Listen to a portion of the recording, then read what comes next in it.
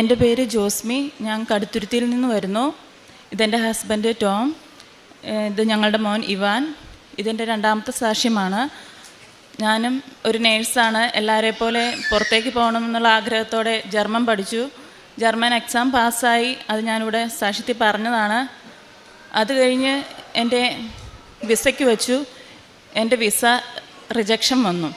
അപ്പോൾ എല്ലാവരും എന്നെ കളിയാക്കി, നീ കൃപാസനത്തിൽ പോയിട്ടും നിൻ്റെ വിസ റിജക്ഷൻ വന്നു. അപ്പം ഞാൻ അവരെ നോക്കി പുഞ്ചിരിച്ചതേ ഉള്ളൂ. ഞാൻ എന്നിട്ട് പരിശുദ്ധ അമ്മയോട് പറഞ്ഞു, അമ്മേ, എല്ലാവരും എന്നെ കളിയാക്കുന്നു, കൂടുതൽ അമ്മയുടെ പേരും കൂടെ പറയുന്നു. ഞാൻ അമ്മയെ വിശ്വസിക്കുന്നു. അമ്മ എനിക്ക് സമയമാകുമ്പോൾ തന്നാൽ മതി. ഞാൻ മാതാവിനോട് എനിക്ക് ഇന്ന സ്ഥലത്ത് പോകണം, ഇന്ന രാജ്യത്ത് പോകണം, ഒരിക്കലും ഒരു പിടിവാശി കാണിച്ചിട്ടില്ല. അമ്മയോട് ഞാൻ എല്ലാം അമ്മയുടെ ഇഷ്ടത്തിന് എന്നെ നടത്തിയാൽ മതി എന്നേ പറഞ്ഞിട്ടുള്ളൂ.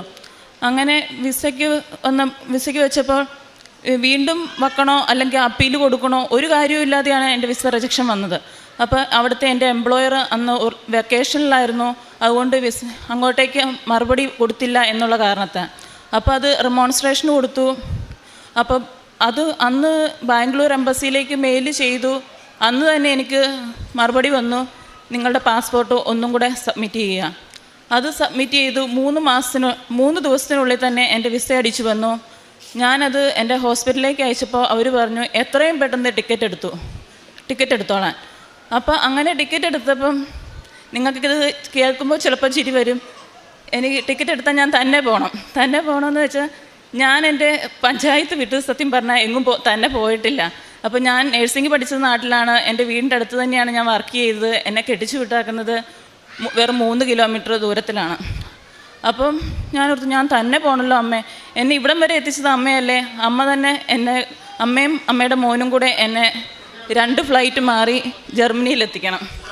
അങ്ങനെ പറഞ്ഞ് 3 ദിവസമുള്ളൂ പോകാൻ. ഞാൻ എല്ലാം പാക്ക് ചെയ്ത് റെഡിയായി. അന്ന് വെളുപ്പിനെ 12 മണിക്കാണ് ഞാൻ വീട്ടിൽ നിന്ന് ഇറങ്ങണത്. 3 മണിക്ക് എയർപോർട്ടിൽ റിപ്പോർട്ട് ചെയ്യണം. അപ്പം ഞാനന്ന് വൈകിട്ട് ഭക്ഷണം കഴിച്ചുകൊണ്ടിരിക്കുമ്പോൾ ഞാൻ വർക്ക് ചെയ്ത ഹോസ്പിറ്റലിൽ അതൊരു മിഷൻ ഹോസ്പിറ്റലാണ്. അപ്പം അവിടെ സിസ്റ്റർമാരാണ്. അതുകൊണ്ട് ചെറുപ്പം മുതലേ ഞാൻ പ്രാർത്ഥനയിൽ ഒത്തിരി മാതാവിനോട് അടുത്താണ് വളർന്നു വന്നത്. അപ്പം എന്ത് കാര്യത്തിനും ഞാൻ മാതാവിനോടും തീരുമാനം എടുക്കുകയുള്ളൂ. അപ്പം ആ സിസ്റ്റർ എന്നെ വിളിച്ചിട്ട് പറയുക, നീ പോണ സെയിം ഫ്ലൈറ്റിലാണ് ഞങ്ങളുടെ മദർ സുപ്പീരിയറും ഞങ്ങളുടെ ഇവിടുന്ന് വേറൊരു സിസ്റ്റർമാരും പോകുന്നുണ്ട്. നീ ഡൽഹി വഴിയല്ലേ പോകുന്നത്, അപ്പോൾ അവർ എയർപോർട്ടിൽ കാണും, നിൻ്റെ കൂട്ടത്തിൽ പോരും, അവരും ഉണ്ടെന്ന് പറഞ്ഞു. അപ്പോൾ ഞാൻ പരിശുദ്ധ അമ്മയോട് പറഞ്ഞു, ഇതെന്ത് അത്ഭുതം അമ്മേ, ഞാൻ അങ്ങനെ സേഫായിട്ട് ഒരു പേടിയും കൂടാതെ ഞാൻ ഫ്രാങ്ക്ഫർട്ട് എയർപോർട്ടിൽ ചെന്നു. അപ്പോൾ എൻ്റെ ഫ്രണ്ട്സൊക്കെ പറഞ്ഞിട്ടുണ്ട്, എടി തന്നെ കയറി വരുമ്പോൾ ഒരു ഭയങ്കര പ്രയാസമാണ്. എന്നു വെച്ചാൽ അവിടെ വന്ന് ഒത്തിരി ഫോർമാലിറ്റീസ് ഉണ്ട്, രജിസ്ട്രേഷനുണ്ട്, കാര്യങ്ങളുണ്ട്. നമ്മൾ ലാംഗ്വേജ് പ്രോബ്ലം കൂടെ ഉള്ളപ്പം തന്നെ വരുന്നത് വളരെയധികം ബുദ്ധിമുട്ടാണ്. ഇത് എനിക്ക് മുമ്പേ ഇപ്പം നിങ്ങളോട് ഞാൻ പറയുകയാണ്, മാതാവ് അവിടെ എല്ലാം അറേഞ്ച് ചെയ്ത് വച്ചിരുന്നത് പോലെയായിരുന്നു. ഞാൻ ഫ്രാങ്ക്ഫർട്ട് എയർപോർട്ടിൽ ചെന്നിറങ്ങി. അപ്പോൾ എന്നെ അവിടുന്ന് HR ഡിപ്പാർട്ട്മെൻറ്റിൽ നിന്ന് ഒരാൾ വന്നിട്ടുണ്ട് കൊണ്ടുപോകാൻ. അപ്പോൾ അവരെന്നോട് പറയുവാണ്, സോറി ജോസ്മി, നിന്നോട് പറയാൻ മറന്നുപോയി, നിൻ്റെ കൂട്ടത്തിൽ ഇന്ത്യയിൽ നിന്ന് വേറൊരാളും കൂടെ നിൻ്റെ സെയിം ഫ്ലൈറ്റിലുണ്ടായിരുന്നു എന്ന്. അപ്പം ഞാൻ പരിചയപ്പെട്ടപ്പം സെയിം കോട്ടയത്തു നിന്നുള്ള വേറൊരു കുട്ടിയും കൂടെ ഉണ്ട്. അതും പരിശുദ്ധ അമ്മയോട് വളരെയധികം ഭക്തിയും സ്നേഹമുള്ള ഒരാൾ. അപ്പോൾ അങ്ങനെ ഞങ്ങൾ ഒരുമിച്ചാണ് ഞങ്ങളുടെ എല്ലാ കാര്യങ്ങളും. എനിക്ക് ഒരു കൂട്ടുമുണ്ടായിരുന്നു. ഞങ്ങൾ തമ്മിൽ ബെസ്റ്റ് ഫ്രണ്ട്സുമായി. ഇന്നലെ ഞങ്ങൾ 2 പേരും കൂടെ തിരിച്ച് ലീവിന് വന്നതാണ്. അപ്പോൾ പരിശുദ്ധ അമ്മയോട് അന്ന് ആദ്യം നന്ദി പറയണമെന്ന് എനിക്ക് തോന്നി. അങ്ങനെയാണ് ഞാൻ ഇന്നിവിടെ വന്നത്.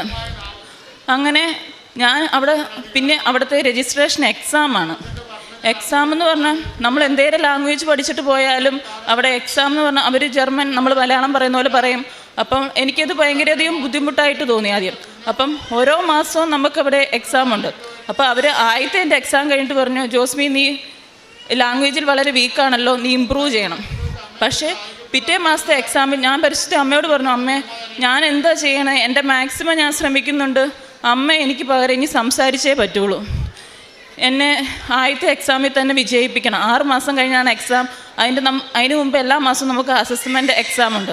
അപ്പം പിറ്റേ മാസം അവരെന്നോട് പറയുകയാണ്, ജോസ്മി, നീ കൂടുതൽ ഇമ്പ്രൂവ് ആയിട്ടുണ്ട്, ഇതുപോലെ മുമ്പോട്ട് പോകണം. ആഹാ, ഞാനോർത്ത് ദൈവമേ, എനിക്കങ്ങനെ തോന്നിയിട്ടില്ല. പക്ഷെ അവരെന്നെ ഓരോ മാസം ചേരും തോറും എന്നോട് പറഞ്ഞു, നീ ഇമ്പ്രൂവ്ഡ് ആണെന്ന് പറഞ്ഞുകൊണ്ടിരുന്നു. ഞാൻ പരിശുദ്ധ അമ്മയുടെ കാശ് രൂപവും എന്നും ഉപ്പും പോക്കറ്റിലിട്ടുകൊണ്ടാണ് ഞാൻ ഡ്യൂട്ടിക്ക് പോകാറുള്ളൂ. അപ്പം എനിക്ക് പകരം എനിക്കറിയാം പരിശുദ്ധ അമ്മയാണ് സംസാരിച്ചുകൊണ്ടിരിക്കുന്നതെന്ന്. അങ്ങനെ 6-ാം മാസം എക്സാമായി.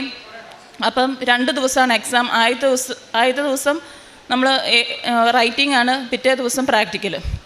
റൈറ്റിങ്ങിന് ഞാൻ ചെന്നു. പരിശുദ്ധ അമ്മയോട് പറഞ്ഞു, അമ്മേ എനിക്ക് മുമ്പേ നീ കയറിക്കോ എക്സാം ഹാളിൽ. ഞാൻ എപ്പോഴും അമ്മയോട് സംസാരിച്ചുകൊണ്ടാണ് നടക്കുന്നത്. അപ്പോൾ അമ്മേ നീ എനിക്ക് മുമ്പേ പരീക്ഷാ ഹാളിൽ കയറിക്കോ. അങ്ങനെ ഞാൻ കാശ് രൂപ എൻ്റെ പോക്കറ്റിലുണ്ട്. ഞാൻ അമ്മയോട് പ്രാർത്ഥിച്ചു, എക്സാം എഴുതി. എക്സാമിനർ അപ്പം തന്നെ എന്നോട് പറയുവാണ്, എൻ്റെ എക്സാം കംപ്ലീറ്റ് ആകുന്നതിന് മുമ്പ് ജോസ്മി നീ പാസ്സാണ്.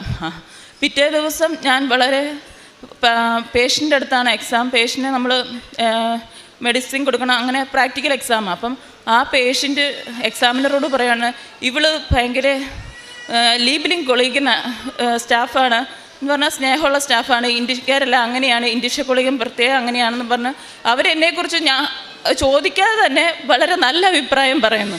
അപ്പം അങ്ങനെ ഞാൻ ഫസ്റ്റ് ചാൻസിൽ തന്നെ എക്സാം പാസ്സായി. അത് എൻ്റെ മിടുക്കുകൊണ്ടല്ല, പരിശുദ്ധ അമ്മയുടെ ഒറ്റ കരുണ കൊണ്ട് മാത്രമാണ്. പിന്നെ അവിടെ എനിക്കൊരു വീട്, ഫാമിലീനെ കൊണ്ടുപോകണമെങ്കിൽ വീട് വേണം. വീടെന്ന് പറഞ്ഞാൽ അവിടെ വീട് കിട്ടാൻ ഭയങ്കര പാടാണ്. അത് നമ്മൾ നെറ്റിനകത്ത് ഒരു ആപ്പിൽ കയറി ഡൗൺലോഡ് ചെയ്ത് അതിൻ്റെ അകത്ത് രജിസ്റ്റർ ചെയ്യണം. അവർ അപ്പോയിൻമെൻറ്റ് തരും. ആ അപ്പോയിൻമെൻറ്റിന് വീട് കാണാൻ ഇഷ്ടംപോലെ ആൾക്കാർ കാണും. അതിൻ്റെ അന്ന് ഒരാളെ സെലക്ട് ചെയ്യുള്ളൂ. അപ്പം എൻ്റെ ഫാമിലി വിസയ്ക്ക് വെക്കണമെങ്കിൽ എനിക്ക് വീട് വേണം. അപ്പം ഞാനന്ന് ഒരു ലൈറ്റ് ക്യാൻഡിൽ പ്രയർ റിക്വസ്റ്റ് ഇട്ടിട്ട് അമ്മയോട് അന്ന് രാത്രി പ്രാർത്ഥിച്ചിട്ട് കിടന്നു, അമ്മേ എനിക്കും ഒരു ഭവനം വേണം, എനിക്കും എൻ്റെ കുഞ്ഞിനെയും ഹസ്ബൻഡിനെയും കൊണ്ടുവരണം, അമ്മയൊന്ന് ഇടപെടണം. അങ്ങനെ പ്രാർത്ഥിച്ചിട്ട് കിടന്നു. അപ്പം വേറെ ഒന്നും ഞാൻ അതിന് വേണ്ടി ശ്രമിച്ചില്ല. അപ്പം പിറ്റേ ദിവസം ഒരു സൺഡേ ആണ്. അപ്പം ഞങ്ങൾ പള്ളി അവിടെ മലയാളം കുർബാനയ്ക്ക് പോകുമ്പം അവിടെ ഒരു സിസ്റ്ററുണ്ട്. അപ്പോൾ ആ സിസ്റ്ററിനോട് ഞാൻ പറഞ്ഞിട്ടുണ്ട്, ആ സിസ്റ്ററിന് എന്നെ അറിയാം. അപ്പോൾ ആ സിസ്റ്റർ എന്നെ ആ കുർബാന കഴിഞ്ഞിട്ട് എന്നെ വിളിക്കുവാണ്, ജോസ്മി ഇന്ന സ്ഥലത്തൊരു വീടുണ്ട്, അതിൻ്റെ താഴെ നമ്മളൊരു മലയാളിയാണ് താമസിക്കുന്നത്, നീ ഒന്ന് പോയി കണ്ടു നോക്കൂ, പക്ഷേ ക്വാഡ്രാമീറ്റർ കുറവാണ്, പക്ഷെ നിനക്ക് ഒരു കുഞ്ഞല്ലേ ഉള്ളൂ, ആ വീട് നീ ഒന്ന് പോയി കണ്ടു നോക്കാൻ പറഞ്ഞു. അപ്പം തന്നെ ഞാനാണെങ്കിൽ പരിശുദ്ധ അമ്മയുടെ ഒരു ഫോട്ടോ എൻ്റെ റൂമിലുണ്ട്. അമ്മയുടെ അടുത്ത് നിന്നിട്ട് പറഞ്ഞു, അമ്മ എനിക്കുള്ള വീടാണോ അത്? ആണെങ്കിൽ അമ്മ എനിക്കത് റെഡിയാക്കി തരണം കേട്ടോ എന്നും പറഞ്ഞു. ഞാൻ പ്രാർത്ഥിച്ചു, വിശ്വാസ പ്രമാണം ചൊല്ലി ബൈബിൾ തുറന്നപ്പം ബൈബിളിനകത്ത് നിൻ്റെ ആരംഭം എളിയതാണെങ്കിലും നിൻ്റെ അവസാനം ശുഭകരമായിരിക്കും, അങ്ങനെ ഒരു തിരുവചനം എനിക്ക് കിട്ടിയത്. അപ്പം ഞാൻ ഓർത്തു, ദൈവമേ അപ്പം എനിക്ക് തന്നെയുള്ള വീടാണ്. ഞാനങ്ങ് ഉറപ്പിച്ചു, ചെറിയ വീട് മതി എനിക്ക്. അപ്പം ഞാൻ ആ വീട് പോയി കണ്ടു. ആ വീട് എനിക്ക് കിട്ടി. ഒരു ഫോർമാലിറ്റീസും ഇല്ലാതെ എനിക്ക് മുമ്പേ മാതാവ് പോയി എല്ലാവരെയും അവിടെ ഒരുക്കി വെച്ചിരിക്കുന്നതായിട്ട് എനിക്ക് തോന്നണേ.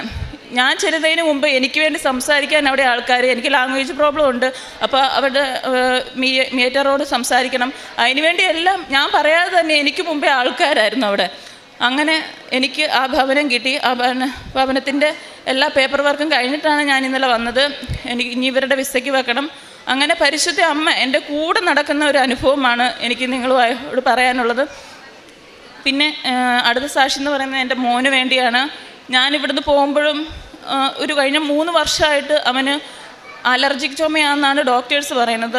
കുറേ പേര് പറയുന്നു വൈറലാണ്, കോവിഡ് കഴിഞ്ഞതിൻ്റെ. പക്ഷെ അവന് കോവിഡൊന്നും വന്നിട്ടുമില്ല. അവന് 3 വയസ്സുള്ളപ്പോൾ തുടങ്ങിയ ചുമയാണ്. അപ്പം ഈ ചുമ കാണിക്കാത്ത പീഡിയാട്രിഷ്യന്മാരില്ല, ESA വരെ കൊണ്ടേ കാണിച്ചു. അപ്പം ആദ്യമൊക്കെ അവന് അസ്താലിൻ സിറപ്പ് കൊണ്ട് മാറുമായിരുന്നു. പിന്നെ അത് കഴിഞ്ഞപ്പം അതിലും അസ്താലിൻ നെബുലൈസേഷനായി, അത് കഴിഞ്ഞപ്പോൾ ഇൻഹേലറായി, അത് കഴിഞ്ഞപ്പോൾ കണ്ടിന്യൂസ് ഇൻഹേലർ ഉപയോഗിക്കണം എന്ന് പറഞ്ഞു. അങ്ങനെ അസ്താലിനും ബ്യൂഡിക്കേർട്ടും നെബുലൈസേഷനായി, ഇൻഹേലറായി. അങ്ങനെ 6 മാസം അടുപ്പിച്ച് വലിപ്പിച്ചു. അതിൻ്റെ ഇടയ്ക്ക് ഇവനിങ്ങനെ ചുമ വരും. അപ്പം മാസത്തിൽ 2 ആൻറ്റിബയോട്ടിക്, പ്രെഡ്നിസോളൻ സിറപ്പ്. അങ്ങനെ നമുക്ക് നഴ്സുമാർക്കറിയാം പ്രെഡ്നിസോളൻ സിറപ്പ് കൂടുതൽ കൊടുക്കുന്നത് ചീത്തയാണ്. അപ്പം ഡോക്ടേഴ്സ് പറഞ്ഞു, ജോസ്മി കണ്ടിന്യൂസ് ആയിട്ട് നമുക്കന്ന് ഇൻഹേലറിലോട്ട് മാറാം. അങ്ങനെ ബ്യൂഡിക്കോട്ട് 6 മാസം അടുപ്പിച്ച് വലിച്ചു. അതിൻ്റെ ഇടയ്ക്കും ഇവന് വരുന്നുണ്ട്. അപ്പോൾ ഡോക്ടേഴ്സ് പറഞ്ഞു 4 മാസം കഴിഞ്ഞില്ല, അവന് അതിൽ കൂടിയ അതിൻ്റെ പേര് ഞാൻ മറന്നുപോയി, ഒരു ഇൻഹേലർ വലിപ്പിക്കുക 6 മാസം അടുപ്പിച്ച്. അപ്പോൾ ആ ഇൻഹേലർ വലിപ്പിച്ചുകൊണ്ടിരുന്നപ്പം കുഴപ്പമില്ലായിരുന്നു. പിന്നെ അത് സ്റ്റോപ്പ് ചെയ്തപ്പം വീണ്ടും ഒമ്നാക്കോട്ടിൽ, അങ്ങനെ ഡിഫ്ലാസൻ സിറപ്പ്, അങ്ങനെ കൊച്ചു സ്റ്റീറോയിഡ് തന്നെ ഉപയോഗിക്കാൻ തുടങ്ങി. അപ്പോൾ എനിക്ക് ഭയങ്കര സങ്കടമായിരുന്നു. ഞാൻ ഇങ്ങനെ ഉടമ്പടിയിൽ ഇതെല്ലാം വെക്കുന്നുണ്ട്. ഉടമ്പടിയിൽ വെച്ച് ഞാൻ പ്രാർത്ഥിച്ചു. അപ്പം എനിക്ക് പോകേണ്ട സമയമായി ആ സമയത്ത്. അപ്പം ഞാൻ വന്നു മാതാവിനോട് പറഞ്ഞു, മാതാവേ എൻ്റെ കുഞ്ഞിനെ നിന്നെ ഏൽപ്പിച്ചിട്ടാണ് ഞാൻ പോകുന്നത്, നീ തന്നെ നോക്കിക്കോണം. അങ്ങനെ വന്ന് പ്രാർത്ഥിച്ചു. ഞാൻ പോയി. അപ്പോൾ അവിടെ ചെന്നിട്ടും എൻ്റെ ഹസ്ബൻഡ് പറഞ്ഞു അവനിങ്ങനെ മാസത്തിൽ 2 പ്രാവശ്യം ആൻറ്റിബയോട്ടിക് എടുക്കുന്നു, അതിൻ്റെ ഇടയ്ക്ക് അഡിനോയിഡിൻ്റെ പ്രശ്നമുണ്ട്.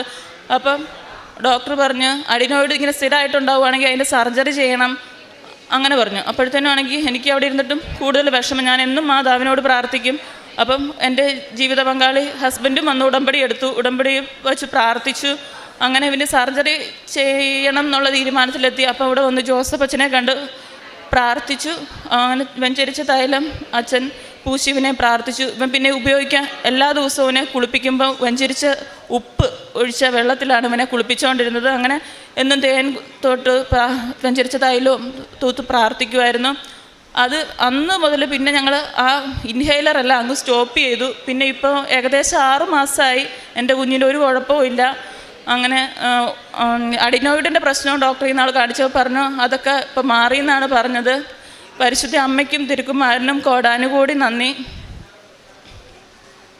പിന്നെ എൻ്റെ കാരുണ്യ പ്രവൃത്തികൾ എന്ന് പറയുന്നത്, ഞാൻ നാട്ടിലായിരുന്നപ്പോൾ ഞാനിവിടെ വൃദ്ധസദനത്തിൽ പോയി അവരെ പരിചരിക്കുകയും അവർക്ക് ഫുഡ് ഉണ്ടാക്കി കൊടുക്കുകയും ഒക്കെ ചെയ്യുമായിരുന്നു. പിന്നെ ഞാൻ ഇപ്പോൾ ജർമ്മനിയിലായിരിക്കുമ്പോൾ ഞാൻ നാട്ടിലോട്ട് ക്യാഷ് അയച്ചു കൊടുത്തിട്ട് ഹസ്ബൻഡും ഫാമിലിയും പോയി വൃദ്ധസദനത്തിൽ പോയി അവരുടെ കൂട്ടത്തിൽ സമയം ചിലവഴിക്കുകയും അവർക്ക് ഫുഡിന് ഉള്ള പൈസ കൊടുക്കുകയും അങ്ങനെ ചെയ്യുന്നു. പിന്നെ എല്ലാ മാസവും പത്രം വാങ്ങിച്ച് ഞങ്ങൾ ഹസ്ബൻഡാണ് ബസ് സ്റ്റാൻഡിലും അങ്ങനെ എല്ലാവർക്കും അറിയാത്തവരെ വചനം പ്രേക്ഷിത പ്രവർത്തനമായിട്ട് ചെയ്യാറുണ്ട്. നമ്മളെ കൊണ്ട് കഴിയാവുന്ന രീതിയിലെല്ലാം ആര് വിഷമം പറഞ്ഞാലും, ഇപ്പം ഞാൻ അവിടെ ആയിരിക്കുമ്പം എൻ്റെ ഫ്രണ്ട്സ് വിളിച്ചിട്ട് എനിക്ക് എക്സാം എഴുതാൻ പൈസയില്ല അങ്ങനെയൊക്കെ പറയുമ്പോൾ നമ്മളെക്കൊണ്ട് ആര് സഹായം ചോദിച്ചാലും നമ്മളെക്കൊണ്ട് കഴിയാവുന്ന സഹായങ്ങളെല്ലാം ഞാൻ ചെയ്തു കൊടുക്കാറുണ്ട്. പിന്നെ അതിലുപരി ഞങ്ങൾ കുടുംബ പ്രാർത്ഥനയിലും ആത്മീയമായിട്ട് ഞാൻ കുറേ കൂടെ മാതാവിനോട് ചേർന്നു. എന്ത് കാര്യത്തിനും ഇപ്പം മാതാവിനെ മുൻനിർത്തി മാതാവിനോട് ചോദിക്കും, മാതാവേ ഞാനത് ചെയ്തോട്ടെ. അങ്ങനെ ഒരു മാതാവുമായിട്ടൊരു കൂടുതൽ സ്നേഹത്തിലാകാൻ എനിക്ക് കഴിഞ്ഞു. പരിശുദ്ധ അമ്മയ്ക്കും തിരുക്കുമാരനും കോടാനുകൂടി നന്ദി പറയുന്നു. പരിശുദ്ധ അമ്മയുടെ മധ്യസ്ഥതയിലേറെ പ്രത്യേകിച്ച് ഇതിപ്പം 2ാമത്തെ സാക്ഷ്യമാണ് ഇദ്ദേഹം പറയുന്നതിൽ. ഏറ്റവും പ്രധാനപ്പെട്ട ഇവിടെ സാക്ഷ്യം പറഞ്ഞിട്ട് പോയവർ പിന്നീട് വീണ്ടും ഈ ആൾത്താരയിൽ സാക്ഷ്യം പറയാനായിട്ട് എത്തുന്നുണ്ട്. അതിനർത്ഥം പരിശുദ്ധ അമ്മ അവർക്ക് പ്രത്യേകമായിട്ട് അനുഗ്രഹങ്ങൾ കൊടുക്കുന്നു എന്നുള്ളതല്ല.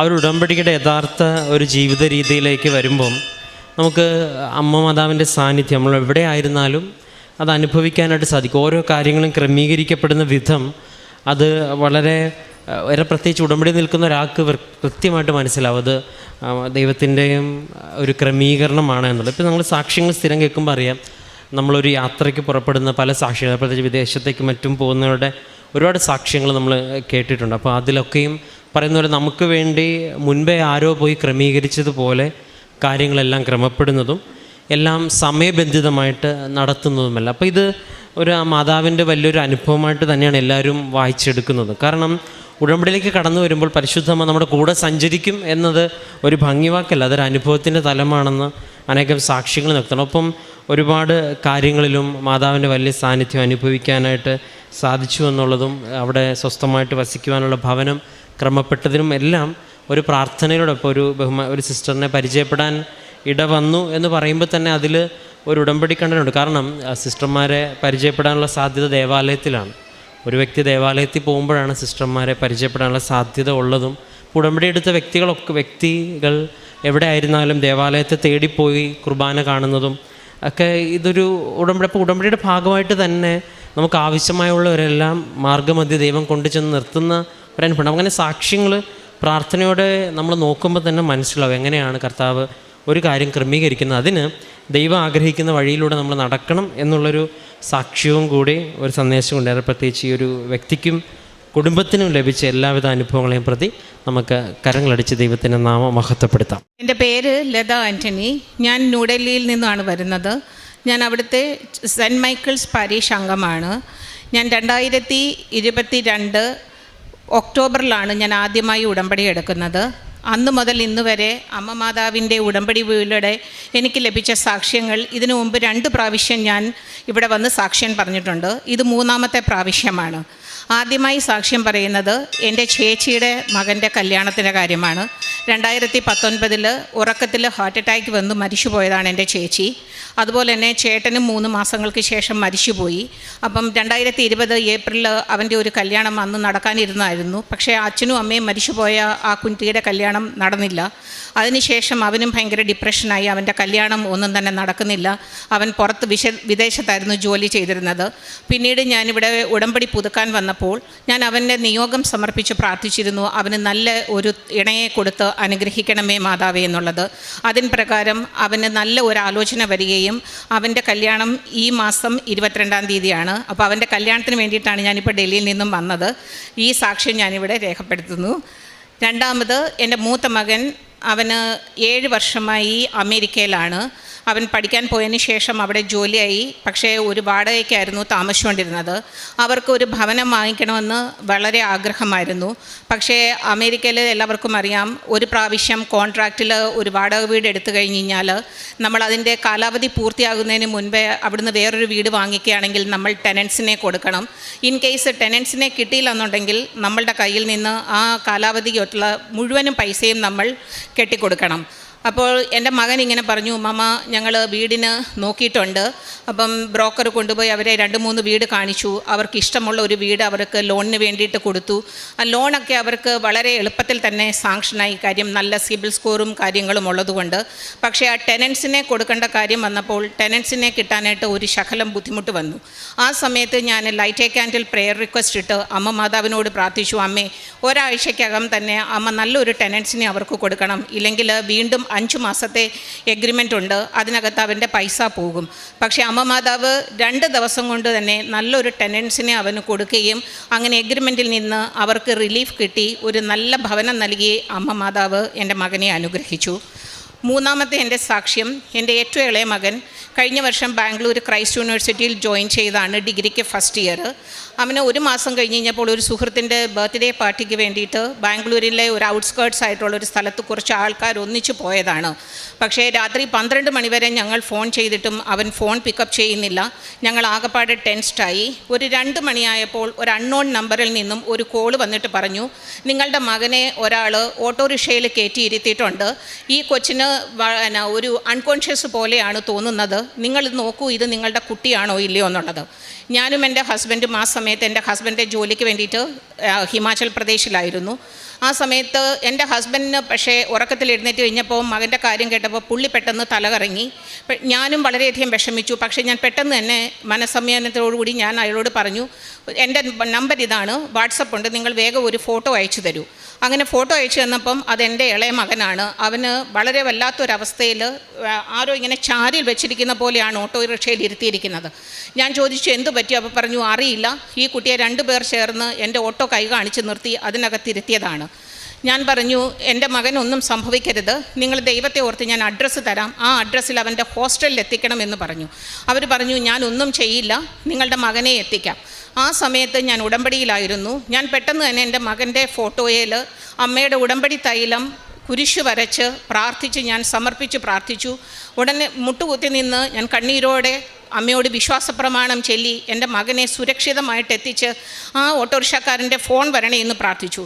അതുപോലെ തന്നെ ഒരു 2 മണിക്കൂർ എടുത്തു കഴിഞ്ഞു. 4 മണി ഏർലി മോർണിംഗ് ഒരു 4 o'clock ആയപ്പോഴത്തേക്കുമാണ് അവനെ അവൻ താമസിക്കുന്ന ഹോസ്റ്റലിൽ കൊണ്ടു എത്തിച്ചു എന്നും പറഞ്ഞ് സുരക്ഷിതമായി എത്തിച്ചു എന്നും പറഞ്ഞ ആ ഓട്ടോക്കാരൻ്റെ ഫോൺ വന്നത്.